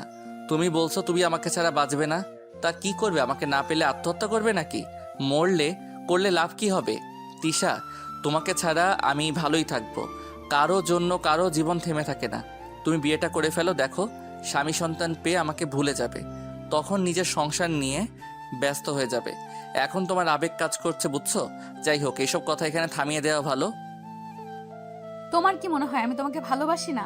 আমি আবেগের বশে আমি এসব করছি? আমি কখন বললাম তুমি আমাকে ভালোবাসো না? আদিত্য, তুমি যখন জানো তারপর কেন আমার সাথে এমন করছো? আদিত্য, আমি তোমাকে স্বামী হিসাবে পেতে চাই, আর কাউকে আমি চাই না। বাজে কথা বলো না। আর 5 দিন পর তোমার বিয়ে হবে, আর এখন এইসব নিয়ে না ভেবে তোমার বিয়ের কথা ভাবো। আমি বিয়ে করব না। আমি আজই আব্বুকে বলে দিব আমি তোমাকে ভালোবাসি। যদি না মেনে নেয় তাহলে আমি আত্মহত্যা করব। তুমি যদি আমাকে ভালোবাসো তাহলে তুমি এমন কিছুই করবে না। দেখো, তোমার আব্বু তোমাকে কোনো খারাপ ছেলের হাতে তুলে দিবে না নিশ্চয়ই। তোমাকে ভালো ছেলে দেখে বিয়ে দিচ্ছে। আমার মতো গরিব ছেলের সাথে কখনো কোনো বাবা বিয়ে দিবে না। আমি এত কিছু জানি না। আমার তোমাকে লাগবে মানে তোমাকে চাই আমি। তৃষা কথাগুলো বলে আদিত্যকে জড়িয়ে ধরে কান্না করতে লাগলো। আদিত্য কি বলবে বুঝতে পারছে না। আদিত্য যে তৃষাকে ভালোবাসে, আবার মাঝখানে তৃষার ফ্যামিলির ভালোবাসা। তৃষার ভালোবাসা গ্রহণ করলে ওর ফ্যামিলির সাথে বেইমানি করা হবে, আর ওর ফ্যামিলির ভালোবাসা দেখতে গেলে আদিত্যকে তার নিজের ভালো থাকার কারণটা হারিয়ে ফেলবে। আদিত্য বুঝতে পারছে না কি করবে। আদিত্য দুই চোখ বেয়ে পানি পড়তে লাগলো। আদিত্য ভাবতে লাগলো, ছোট থেকে কারো ভালোবাসা তো পাই নাই, আজ এত ভালোবাসা পাইলাম। আর সেখানে নিজের ভালোবাসার মানুষের হাত ছেড়ে দিতে হবে। কখনোই তো আমি তিশাকে ভালোবাসতে চাই নাই। এই আল্লাহ, আমি কেন ওকে ভালোবেসে ফেললাম? আজ নিজের ফ্যামিলি থাকলে আমি আজ ওকে এভাবে ফিরিয়ে দিতাম না। তিশা, তুমি আমাকে ক্ষমা করে দাও। আমি তোমাকে নিজের করতে চাইলেও পারছি না। আদিত্য তৃষাকে ধাক্কা দিয়ে সরিয়ে দিয়ে বলল, হা হা হা, ম্যাম, আপনার সাথে কেমন নাটক করলাম? ধুর ম্যাম, আপনাকে ভালোবাসবো আমি? আপনি ভাবলেন কিভাবে? আপনার মতো অহংকারী মেয়েকে নাকি আমি বাসবো ভালো? হা হা হা, মজা পেলাম। যেই মেয়ে গরিবকে মানুষ মনে করেন না, আর সেই মানুষকে নাকি আমি ভালোবাসবো? শুনেন, আপনার প্রতি আমার ভালোবাসা আছে না, আপনার প্রতি আমার ঘৃণাটাই আছে। আপনাকে আমি ভালোবাসি না, ওকে? আদিত্যের কথা শুনে তৃষা নিজের চোখের পানি ধরে রাখতে পারল না। তৃষা মাথা নিচু করে ফেলল। তৃষা কান্না মাখা কণ্ঠে বলল, আদিত্য, আমি আগে অহংকারী ছিলাম মানছি। আদিত্য, আমি তো এখন ভালো হয়ে গেছি, তাই না? আদিত্য, বিশ্বাস করো, তোমাকে ভালোবাসার পর থেকে আমি অনেকটা চেঞ্জ হয়ে গেছি। ম্যাম, নাটক বন্ধ করেন। আপনার মতো মেয়ে আবার নাকি ভালো হবে? শুনেন, এইসব নাটক আমার সামনে করবেন না। আপনাকে আমি ঘৃণা করি, বুঝছেন? আপনার মতো মেয়েকে ভালোবাসা যায় না, শুধু ঘৃণা করা যায়। এখন নিশ্চয়ই আমার চাকরিটা কেড়ে নেবেন। নেন গা, আপনার চাকরির দরকার নাই। আজ আমি আপনাদের চাকরি ছেড়ে দিব। আদিত্য কথাটা বলে গাড়িতে এসে বসল। তৃষা কান্না করতে করতে গাড়িতে এসে বসে। আদিত্য গাড়িটা ছেড়ে দেয়। আদিত্য অনেক কষ্ট হচ্ছে, কিন্তু আদিত্য তৃষাকে বুঝতে দিল না। তৃষা বাসার সামনে যেতেই চোখের পানি মুছে ফেলল। তৃষা আদিত্যকে বলল, চাকরি ছেড়ে দিতে হবে না, আমি তোমাকে জ্বালাবো না। আমার ভুল হয়েছে। আসলে আমাকে ভালোবাসা যায় না, আমাকে শুধু ঘৃণা করা যায়। আমি কারোর ভালোবাসা পাওয়ার যোগ্য না। তুমি প্লিজ আমার জন্য চাকরি ছেড়ে দিও না। তৃষা কথাগুলো বলে হাঁটা শুরু করলো। আদিত্য গাড়ির চাবি নিয়ে তৃষার সাথে হেঁটে যেতে লাগলো। আদিত্য আর তৃষা বাসার ভেতরে প্রবেশ করলো। রাকিব বলল, আদিত্য, কই গেছিলি? বাসায় চল। আর তোর ফোন বন্ধ কেন? ফোন বন্ধ? ও ভাইয়া, মনে হয় ফোনে চার্জ নাই। তিশা মামনি, কিছু হয়েছে তোমার? কই না তো আব্বু। আচ্ছা তোমরা থাকো, আমি রুমে যাচ্ছি। তৃষা দৌড়ে চলে গেল। আদিত্য গাড়ির চাবিটা রেখে রাকিবের সাথে বাসায় চলে আসে। আদিত্য বাসায় এসে গোসল করে নিজের রুমে শুয়ে থেকে অনেকক্ষণ কান্না করতে লাগলো। ময়না আদিত্যের রুম থেকে কান্নার শব্দ পেয়ে রুমে প্রবেশ করতেই দেখে আদিত্য কান্না করছে। আদিত্য ময়নাকে দেখে তাড়াতাড়ি চোখ মুছে ফেলল। আদিত্য, কি হয়েছে? কান্না করছো কেন? কই ভাবি, কিছু হয় নাই তো।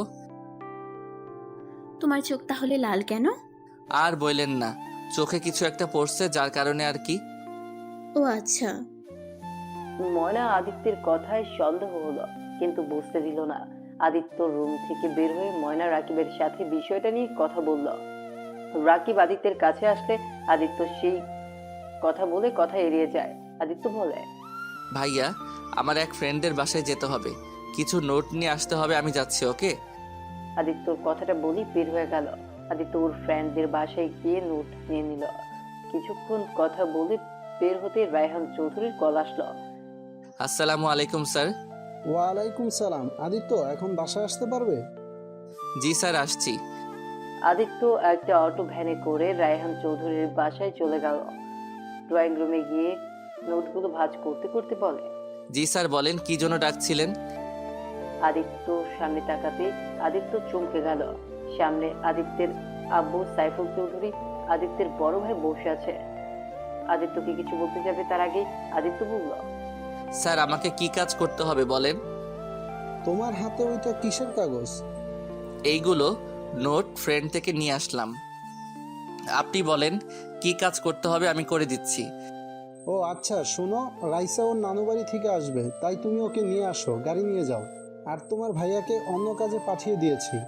তোমার তিশা ম্যামের তো আর 5 দিন পর বিয়ে, তাই সবকিছু তো সাজাতে হবে, তাই না? জি স্যার, আমি এখনই যাচ্ছি। ও আচ্ছা, ভাবি ফোন দিয়েছে, আমি একটু ফোনটা ধরি। আসসালামু আলাইকুম ভাবি। ওয়ালাইকুম সালাম। কই তুমি? এখনো বাসায় আসছো না কেন? ভাবি, আমি তো স্যার বাসায়। ভাবি, আমাকে রাইমা ম্যামকে নিয়ে আসতে হবে, আপনি খেয়ে নিয়েন।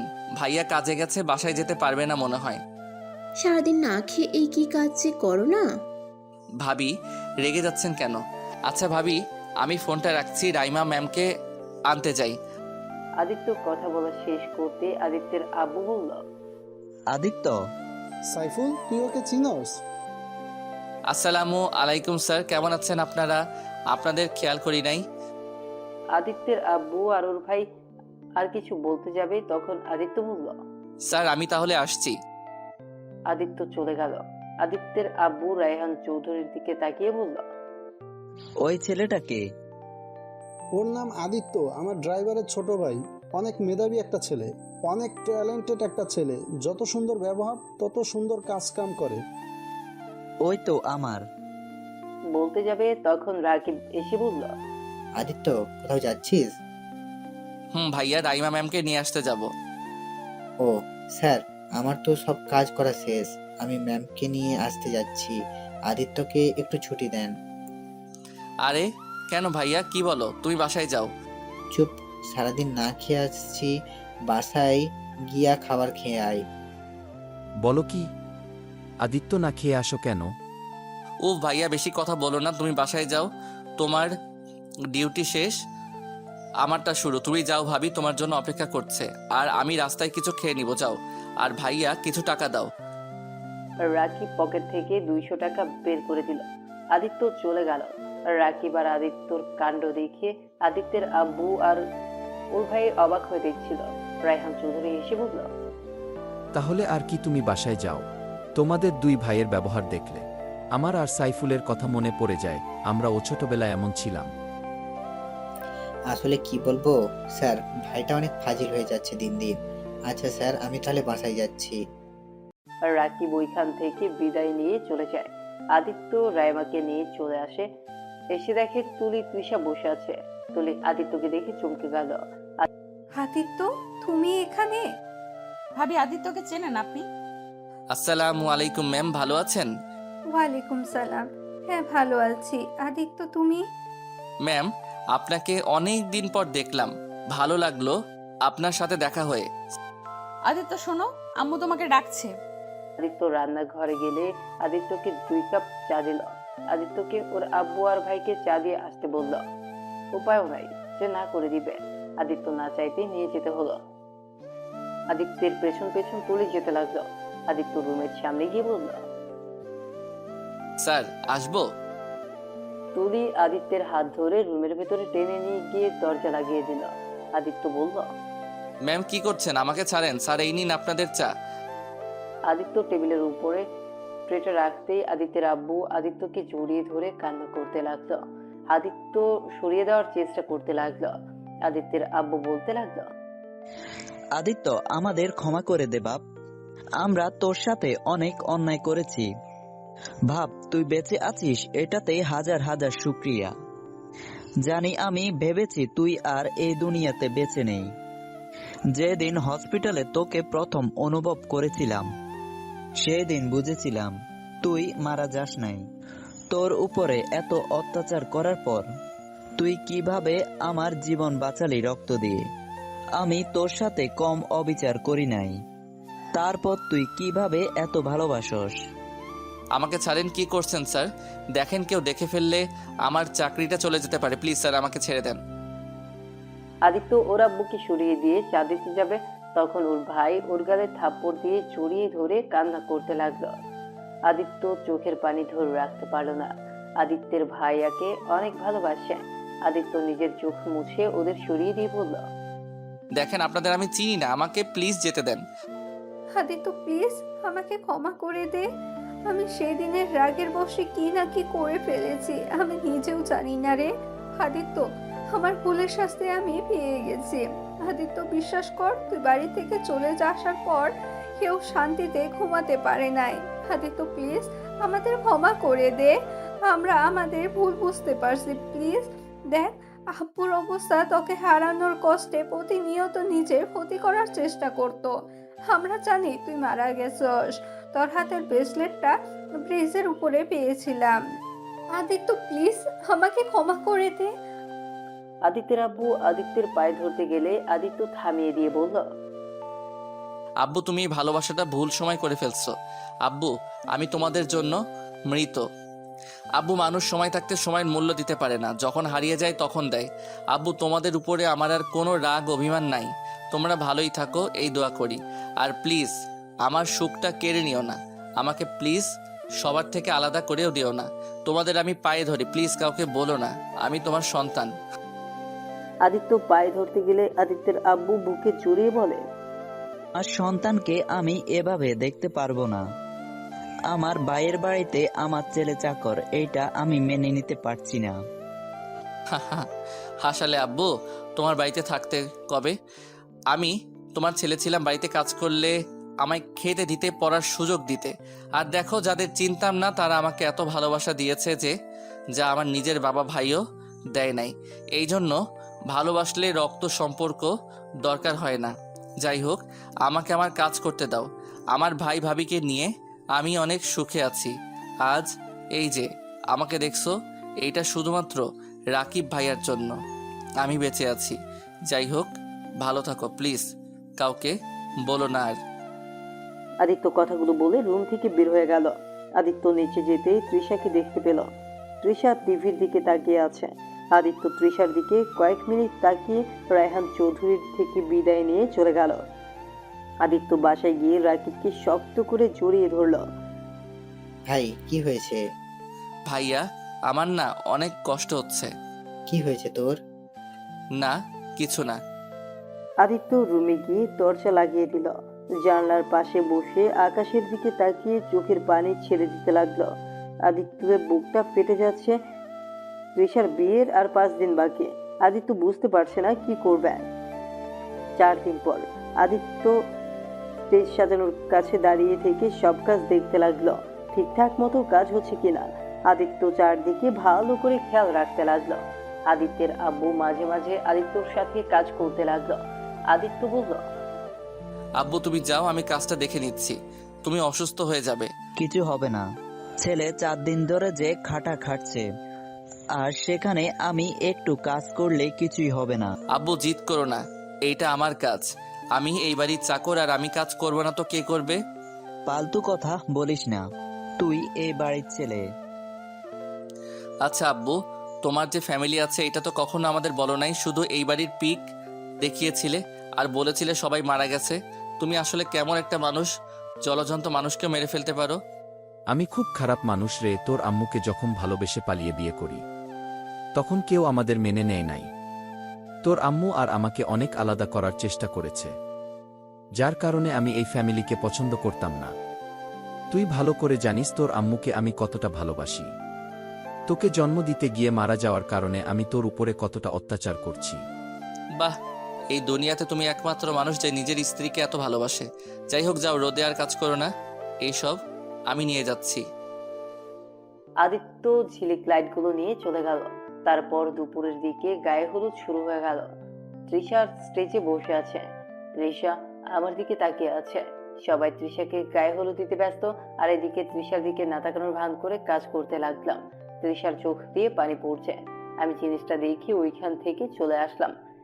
বাসার পেছনে গিয়ে কান্না করতে লাগলাম। অনেকক্ষণ কান্না করে চোখের পানি মুছে আবার বাসার ভেতরে গিয়ে দেখতে লাগলাম কারো কিছু লাগবে কিনা। সারাদিন কাজ করতে লাগলাম। কাজ করে ক্লান্ত হয়ে একটা স্টেজের উপর বসে পড়লাম। তখন আদিত্যর আব্বু একটা খাবার নিয়ে এসেছে। আদিত্যর দিকে এগিয়ে দিল। আব্বু, এইসব কি কেউ দেখে ফেলবে? কেউ দেখবে না, সবাই যার যার কাজে ব্যস্ত। আর কিছু জন ছাদে আড্ডা দেয়। সারাদিন তো কিছুই খাস নাই। আব্বু, আমি খেতে পারবো না, ওইদিকে ভাইয়াও সারাদিন না খেয়ে কাজ করছে। আমরা দুই ভাই একসাথে খাবো। আদিত্য, আব্বু থাকো, ভাবি ডাকছে। আদিত্য উঠে গেল। ময়নার সামনে গেলে ময়না আদিত্যকে নিয়ে গেল। সবাই খেতে বসেছে। আদিত্য রাকিবের পাশে গিয়ে বসলো। রাকিব দুইজনকে খাইয়ে দিতে লাগলো। আদিত্য কাজ করতে গিয়ে একটু কেটে গেছে, যার জন্য রাকিব খাইয়ে দিচ্ছে। এটা আদিত্যের আব্বু আর ওর ভাই দূর থেকে দেখতে লাগলো। আদিত্যের আব্বু অনেক খুশি লাগছে যে আদিত্য অন্তত অনেক ভালো আছে। সারাদিন জীবন তো কষ্ট দিয়ে গেছে। আদিত্য খাবার খাওয়া শেষ করে রাকিবের গালে কিস করে চলে গেল। রাকিব হাসতে লাগলো। আদিত্য বাসার ভেতরে ঢুকতেই আদিত্যকে বলল, আদিত্য, দেখো তো ছাদে কার কি লাগবে, একটু দেখে আসো প্লিজ। Okay sir. আদিত্যর সাথে সাথে ওর আব্বুর ভাইও যেতে লাগলো। আদিত্য এক কোণাতে দাঁড়িয়ে থাকলো। আদিত্যের আব্বু ভাই সবার সাথে যোগ দিল। তুলি আদিত্যর দিকে তাকিয়ে আছে। আদিত্য সবাইকে যার যার কাছে দিতে লাগলো। আত্মীয় স্বজন আস্তে আস্তে সবাই ছাদে চলে আসলো। ওদের সবার লাইফে একটা কথা বলতে লাগলো। রায়হান চৌধুরী তার স্ত্রীকে উদ্দেশ্য করে বলল, আমার স্ত্রী আমার প্রথম ভালোবাসা এবং শেষ ভালোবাসা। বাহ আঙ্কেল, আপনাদের দুই ভাইয়ের একই অবস্থা। তুলি কথাটা বলতেই সবাই হেসে দিল। আদিত্য এইসব বিরক্ত লাগলো, কারণ ছোটদের মাঝে বড়রা কেন এসেছে, আড্ডা দিচ্ছে, এটাই ও বুঝতে পারছে না। আদিত্য চলে যেতেই নিবে, তখন তৃষাকে কেউ একটা প্রশ্ন করে তৃষা বলতে লাগলো, হ্যাঁ, আমার লাইফেও ভালোবাসা নামে শব্দটা এসেছিল, কিন্তু সেই শব্দটা শুরু হওয়ার আগেই শেষ হয়ে গেছে। তুমি কাউকে ভালোবাসো? আমাদের তো কখনো বলো নাই। কি বলবো আব্বু, সেই তো আমায় ভালোবাসে না। একতরফা ভালোবাসা কখনো এক হতে পারে না। আর আব্বু, তুমি বিয়ে ঠিক করার আগে একবার আমার থেকে অনুমতি নিলে না? একবার জিজ্ঞেস করলেও না আমি বিয়েটা করতে চাই নাকি না? জানো আব্বু, আমার সন্তান হলে আমি সবার প্রথমে জিজ্ঞেস করব তারা কাউকে ভালোবাসে কিনা, তারা কি চায়, সেইটা সব সময় বোঝার চেষ্টা করব। কখনো আমার সন্তানের উপরে সবকিছু জোর করে তুলে দিব না। তৃষার চোখ দিয়ে টপ টপ করে পানি পড়তে লাগলো। তৃষার এমন কথা শুনে সবাই চুপ হয়ে গেল। কারো মুখে কোনো কথা নাই। রায়হান চৌধুরী তৃষার চোখের পানিগুলো বুকের ভিতরে পড়ছে। রায়হান চৌধুরী কি বলবে বুঝতে পারছে না। যাই হোক, সবাইকে চুপ করিয়ে দেওয়ার জন্য ক্ষমা চাচ্ছি। আর আব্বু, ভয় পেও না, আমি পালিয়ে যাব। তুমি বিয়ে ঠিক করেছো, আমি বিয়ে বসবো, তাই চিন্তা করো না। পালানোর হলে কবেই পালাতাম। বাহ, এই ছোট মেয়েটার সাথে ও তোমরা এক কাজ করলে, এই জন্য তোমাদের আমার দেখতে ইচ্ছে করে না। তিশা মামুনি, এখনো সময় আছে। তুমি কাকে ভালোবাসো আমাকে বলো, আমি নিজে তোমাকে তার হাতে তুলে দিব। কথাটা বলে তৃষা কান্না করতে করতে দৌড়ে চলে গেল। আদিত্য কোনো মতে নিজেকে সামলে নিল। আমি বড্ড ভুল করে ফেলেছি। আমার আসলে উচিত ছিল তিশার সাথে পরামর্শ করা, আর ও কাকে ভালোবাসে আমার জানার উচিত ছিল। এখনো সময় আছে। দেখো ভাইয়া, এভাবে বিয়ে দিলে ওই কখনোই সুখী হবে না। সারা জীবন তোমার প্রতি ওর ঘৃণা জমে থাকবে। আচ্ছা, আমি আসছি। রায়হান চৌধুরী নিচে চলে গেল। সাথে সবাই এক এক করে নিচে চলে গেল। আদিত্য আকাশের দিকে তাকিয়ে থাকলো। এই আকাশ, বলো না আমার কি করা উচিত? আমার যে এইসব আর সহ্য হচ্ছে না। আমি কিভাবে বলবো চাচুকে আমি তার মেয়েকে ভালোবাসি? সেই তো কোনোদিন আমাকে মেনে নিবে না। তার নুন খেয়ে আমি তার মেয়েকে ভালোবেসে ফেলছি। তিশা, ভালো একটা ছেলের সাথে বিয়ে হতে যাচ্ছে। আমি কিভাবে তিশাকে আমার লাইফের সাথে জড়াবো? আমার সব থেকেও যে নাই আল্লাহ, আমি যাকে ভালোবাসি সেই আমার লাইফ থেকে কেন চলে যায়? আদিত্য কথাগুলো বলে হাঁটু গেড়ে বসে কান্না করতে লাগলো। আদিত্য কান্না করতে করতে ওইখানেই ঘুমিয়ে যায়। সকালে তৃষা ছাদে আসতেই দেখে আদিত্য পড়ে আছে। তৃষা দৌড়ে গিয়ে আদিত্যর মাথা কোলে তুলে নিয়ে বলল, এই আদিত্য, কি হয়েছে তোমার? এই আদিত্য, শুনতে পারছো? আদিত্যের ঘুম ভাঙতে তৃষার কোলে দেখে লাফ দিয়ে উঠে পড়ল। আদিত্য তৃষার দিকে তাকানোর সাহসটুকুও নাই। আদিত্য ওইখান থেকে চলে যেতে নিল। আদিত্য, একটা কথা বলবো? বলেন। আর মাত্র এই দিনটায় তারপর তো অন্যের ঘরের বউ হয়ে যাব। আদিত্য, আমার লাস্টবারের মতো একটা কথা শুনবে না? বলেন, শোনার মতো হলে শুনবো। চিলেকোঠের ভেতরে একটু আসবে? তোমার কোলে একটু লাস্টবারের মতো মাথা রেখে ঘুমাতে চাই। মানে ঠিক বুঝতে পারলাম না। বুঝতে হবে না, তুমি প্লিজ একবার তোমার কোলে শুইতে দাও। আমি আর কোনো দিন তোমায় কোনো কিছুতে আবদার করব না। ওকে, বাট বেশিক্ষণ পারবো না, কারণ আমার কাজ আছে। ওকে, 5 মিনিট থাকলেই চলবে। আদিত্য চিলেকোঠার ভেতরে গেলে তৃষা গেল। আদিত্য খাটের উপর বসতেই তৃষা ছোট বাচ্চাদের মতো মাথা দিয়ে শুয়ে পড়ল। তৃষা শুয়ে থেকে আদিত্যকে বলল, একটু কপালে চুমু দিয়ে মাথায় হাত বুলিয়ে দাও না একটু। পারবো না, শুয়ে থাকতে চাইছেন থাকেন। তৃষা লক্ষ্মী মেয়ের মতো শুয়ে আছে। তৃষার চোখের পানিতে আদিত্যের প্যান্ট ভিজে যেতে লাগলো। আদিত্য নিজের অজান্তেই তৃষার মাথায় হাত বুলিয়ে দিতে লাগলো। আদিত্য চোখে এক ফোঁটা পানি পড়তে যাবে, সাথে সাথে তৃষা হাত ধরে বলল, আমি তো চলেই যাচ্ছি তোমাকে ছেড়ে। তুমি তো খুশি, তাই না? এই চোখের পানিটা কখনো পড়তে দিও না। এই চোখের পানিটা পড়লে আমার অনেক কষ্ট হয়। আচ্ছা, চলে যাও, 5 মিনিট হয়ে গেছে। আদিত্য চলে যেতে নিলে তৃষা পেছন থেকে জড়িয়ে ধরে কান্না করতে লাগলো। আদিত্য চোখ বন্ধ করে ফেলল। আদিত্য তৃষার হাত সরিয়ে দিয়ে নিচে চলে গেল। আদিত্য সবার সাথে হাসি মুখে আবার সব দিক দেখাশোনা করতে লাগলো। 7টার দিকে বরের গাড়ি চলে আসলো। সবাই আনন্দ করছে। বর এসেছে বলে সবাই হই হুল্লোড় করতে লাগলো। আদিত্য এই দিকে কাজ নিয়ে পড়ে আছে। 8টার দিকে বিয়ে পড়াতে লাগলো। আদিত্য এক পাশে দাঁড়িয়ে তাকিয়ে আছে। তৃষা আদিত্যের দিকে তাকিয়ে আছে। তৃষাকে সাইন করতে বললে তৃষা সাইন করে না। তৃষা আদিত্যের দিকে তাকাতেই আদিত্য মিষ্টি করে হাসি দেয়।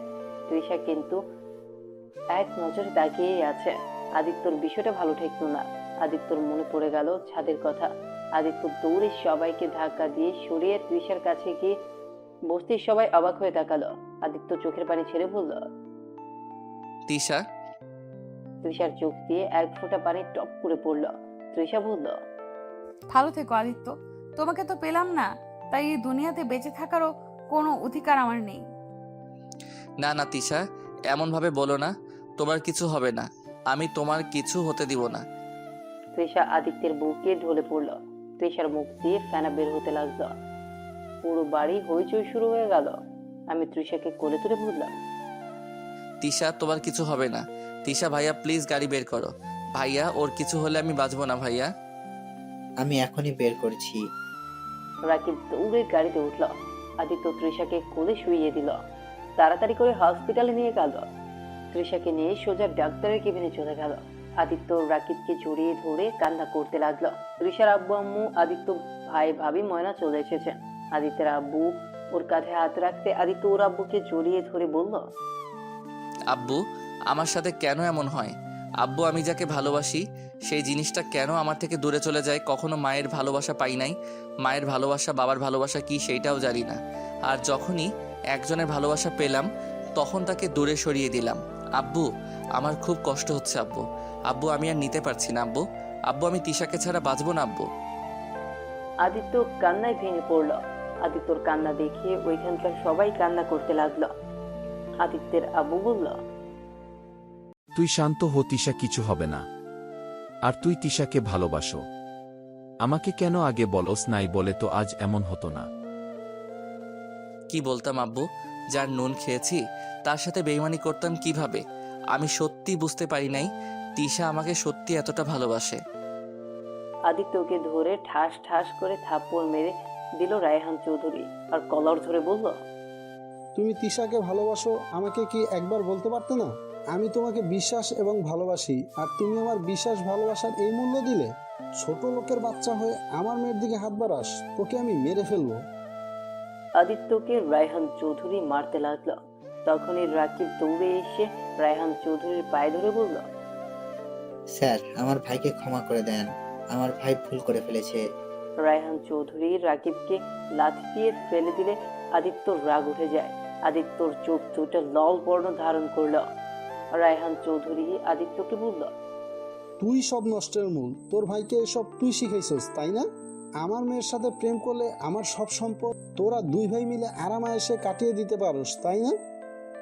কথাটা বলে রাকিবের কলার ধরে যে মারতে যাবে, সাথে সাথে আদিত্য রায়হান চৌধুরীর হাত ধরে ফেলে। খবরদার, আমার ভাইয়ের গায়ে একটা ফুলের টোকা দিলে খুব খারাপ হয়ে যাবে। আমার ভাই এসব জানতো না, আর আমার ভাই একজন সৎ এবং ভালো মানুষ। আমার ভাইকে নিয়ে কথা বলার আগে আপনার দুইবার ভেবে কথা বলা উচিত ছিল। আদিত্য বেয়াদবি হয়ে যাচ্ছে, কিন্তু উনি তোমার চাচ্চু, ভুলে যাও না। আরে থামো তো চাচ্চু, তোমাকে আমি নিজের বাবা হিসেবে ঘৃণা করি, আর যেখানে তোমার ভাইকে আমার সম্মান করতে হবে নাকি? তোমার ভাইকে বলে দাও আমার ভাইকে নিয়ে উল্টাপাল্টা কথা না বলতে। এইসব কি আদিত্য? ভাইয়া কিছু না, ভাইয়া আর ভাবি আপনারা বাসায় যান, আমি আমার বউকে নিয়ে আসছি। ওই তো ডাক্তার। আদিত্য ডাক্তারের কাছে যেতেই শুনতে পেল তৃষা এখন একদম ঠিক আছে। আদিত্য দৌড়ে কেবিনের ভেতরে চলে গেল। তৃষা শুয়ে আছে। আদিত্য তৃষার পাশে বসে বলল, আমি এখানে কেন? কেন, কোথায় থাকার কথা ছিল শুনি? তোমাকে না থাপ্পড় মেরে একদম গালটা লাল করে দিতে ইচ্ছে করছে। তুমি আমাকে মারবে, তার থেকে মরে যাচ্ছিলাম, সেটাই তো ভালো ছিল। চুপ, আর একটু হলে কি হয়ে যাইতো? ওই তোমার মাথায় কি সমস্যা আছে? একটা গরিব ছেলের জন্য নিজের জীবন দিতে গেছিলে। নিজের মা বাবার ভালোবাসার কাছে কি এই ভালোবাসা বড় হলো নাকি বোকা মেয়ে? বাবা মা সন্তানের ভালো কেন বোঝে না? যদি সন্তানকে বুঝতে পারতো, তাহলে আমার মতো হাজার হাজার ছেলে মেয়ের আত্মহত্যার পথ বেছে নিতে হইতো না। হইছে, অনেক বলছেন, এখন চলেন। কোথায় যাব? কোথায় আবার? আমাদের টিনের ঘরে। থাকতে পারবেন না আমার সাথে আমাদের টিনের ঘরেতে? হ্যাঁ, থাকতে পারবো, যদি তোমার বুকে আমার জায়গা দাও। তুমি পাশে থাকলে আমি টিন কেন, ভাঙা ঘরে থাকতেও সমস্যা নেই। দরজার কাছে সবাই দাঁড়িয়ে আদিত্য আর তৃষার কথা শুনছিল। ময়না আদিত্যের কাছে এসে দাঁড়ালো। ভাবি আপনারা জান নাই? যাব, আগে আমার ছোট ভাইয়ের বউকে নিয়ে যাব। তিশা ম্যাম, আপনার আমাদের সাথে থাকতে কোনো সমস্যা হবে না তো? না ভাবি, আর আমাকে ম্যাম বলছেন কেন? আমি তো আপনার ছোট বোন হই। তাই তো, ম্যাম কেন বলি? রাকিব খুশি হয়ে রায়হান চৌধুরীর হাতে গাড়ির চাবি দিয়ে বলল, স্যার, আমাকে আপনি অনেক ভালোবাসা দিয়েছেন, আমাকে অনেক সাহায্য করেছেন। আমাকে পারলে ক্ষমা করে দিয়েন। আমাকে বেঈমান ভাবেন না। আমি আমার ছোট ভাইয়ের কাছে অসহায়।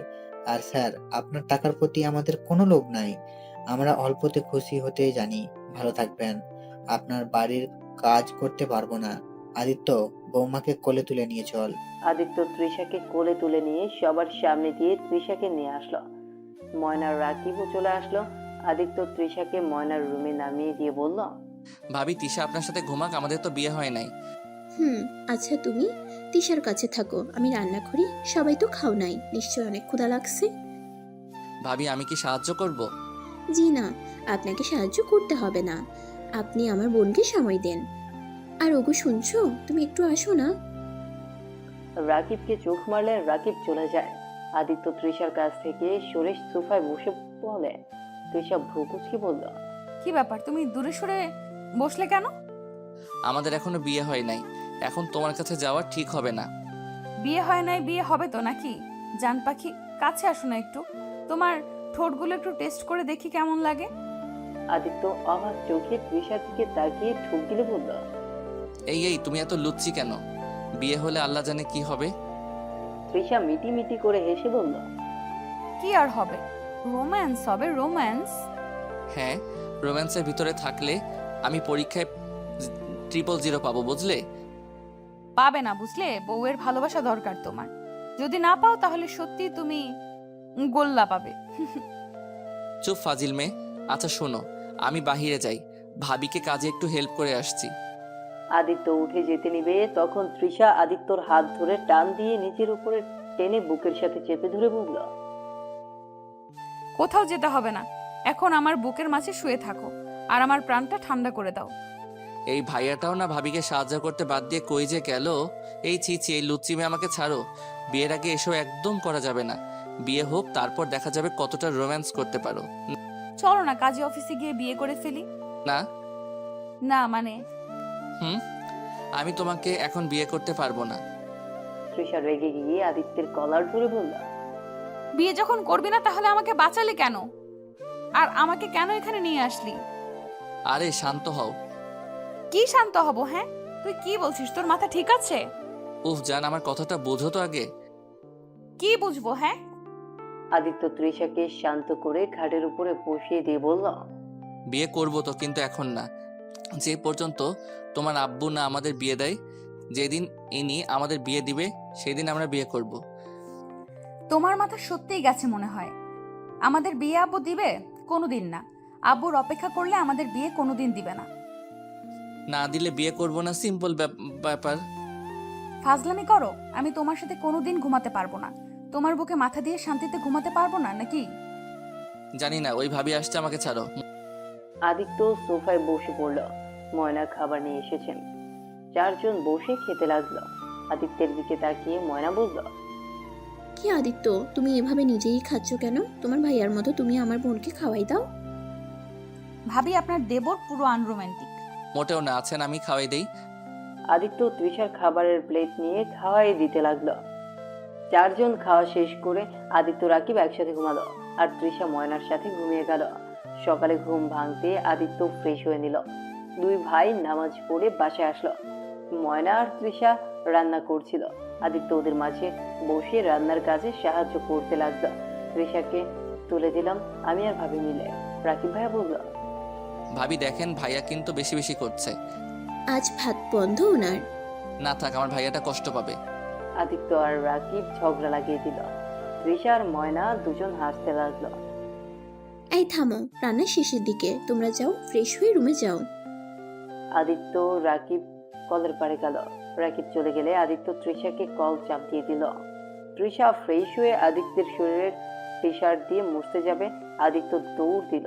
তৃষা আদিত্যের সাথে দৌড়াতে দৌড়াতে বলল, আমার টি শার্ট দিয়ে আমি মুছতে দিব না, তোয়ালে আছে ওইটা দিয়ে মুছো। না, আমি তোমার টি শার্ট দিয়ে মুছবো। এটা নিয়ে দুইজন দৌড়াদৌড়ি করতে লাগলো উঠানের ভেতরে। হঠাৎ করে গেটের ভেতরে কেউ আসতে আদিত্য খেলো ধাক্কা। আদিত্যর সাথে সাথে দাঁড়িয়ে যায়। তৃষা আদিত্যের টি শার্ট দিয়ে মুছতে মুছতে বলল, বলছি না তোমার টি শার্ট দিয়ে মুছবো? নাও, এখন কি করবে? কথাটা তৃষার সামনের দিকে তাকাতেই দেখে ওর বাবা মা, আদিত্যের ভাই ভাবি, আদিত্যের আব্বু এসেছেন। তোমরা এখানে কেন এসেছো? তিশা ভিতরে যাও। না। ভেতর থেকে ময়না ওদের দুজনকে ডাক দিতে লাগলো। ভাবি আসছি। আদিত্য, ভাবি ডাকে, চলো। আদিত্য, তিশা, বাসায় চল। না, আমার স্বামীকে মেনে না নিলে আমি যাব না। আমি তোদের মেনে নিয়েছি। কাহিনী কি? এত সহজে মেনে নিলে মানে?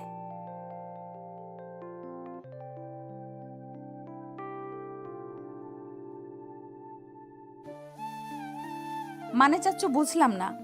আদিত্য, কিরে, আসছিস না কেন? আর রাকিব সামনের দিকে তাকাতেই ওদের দেখতে পেয়ে বলল, স্যার আপনি এখানে? ভেতরে আসেন স্যার।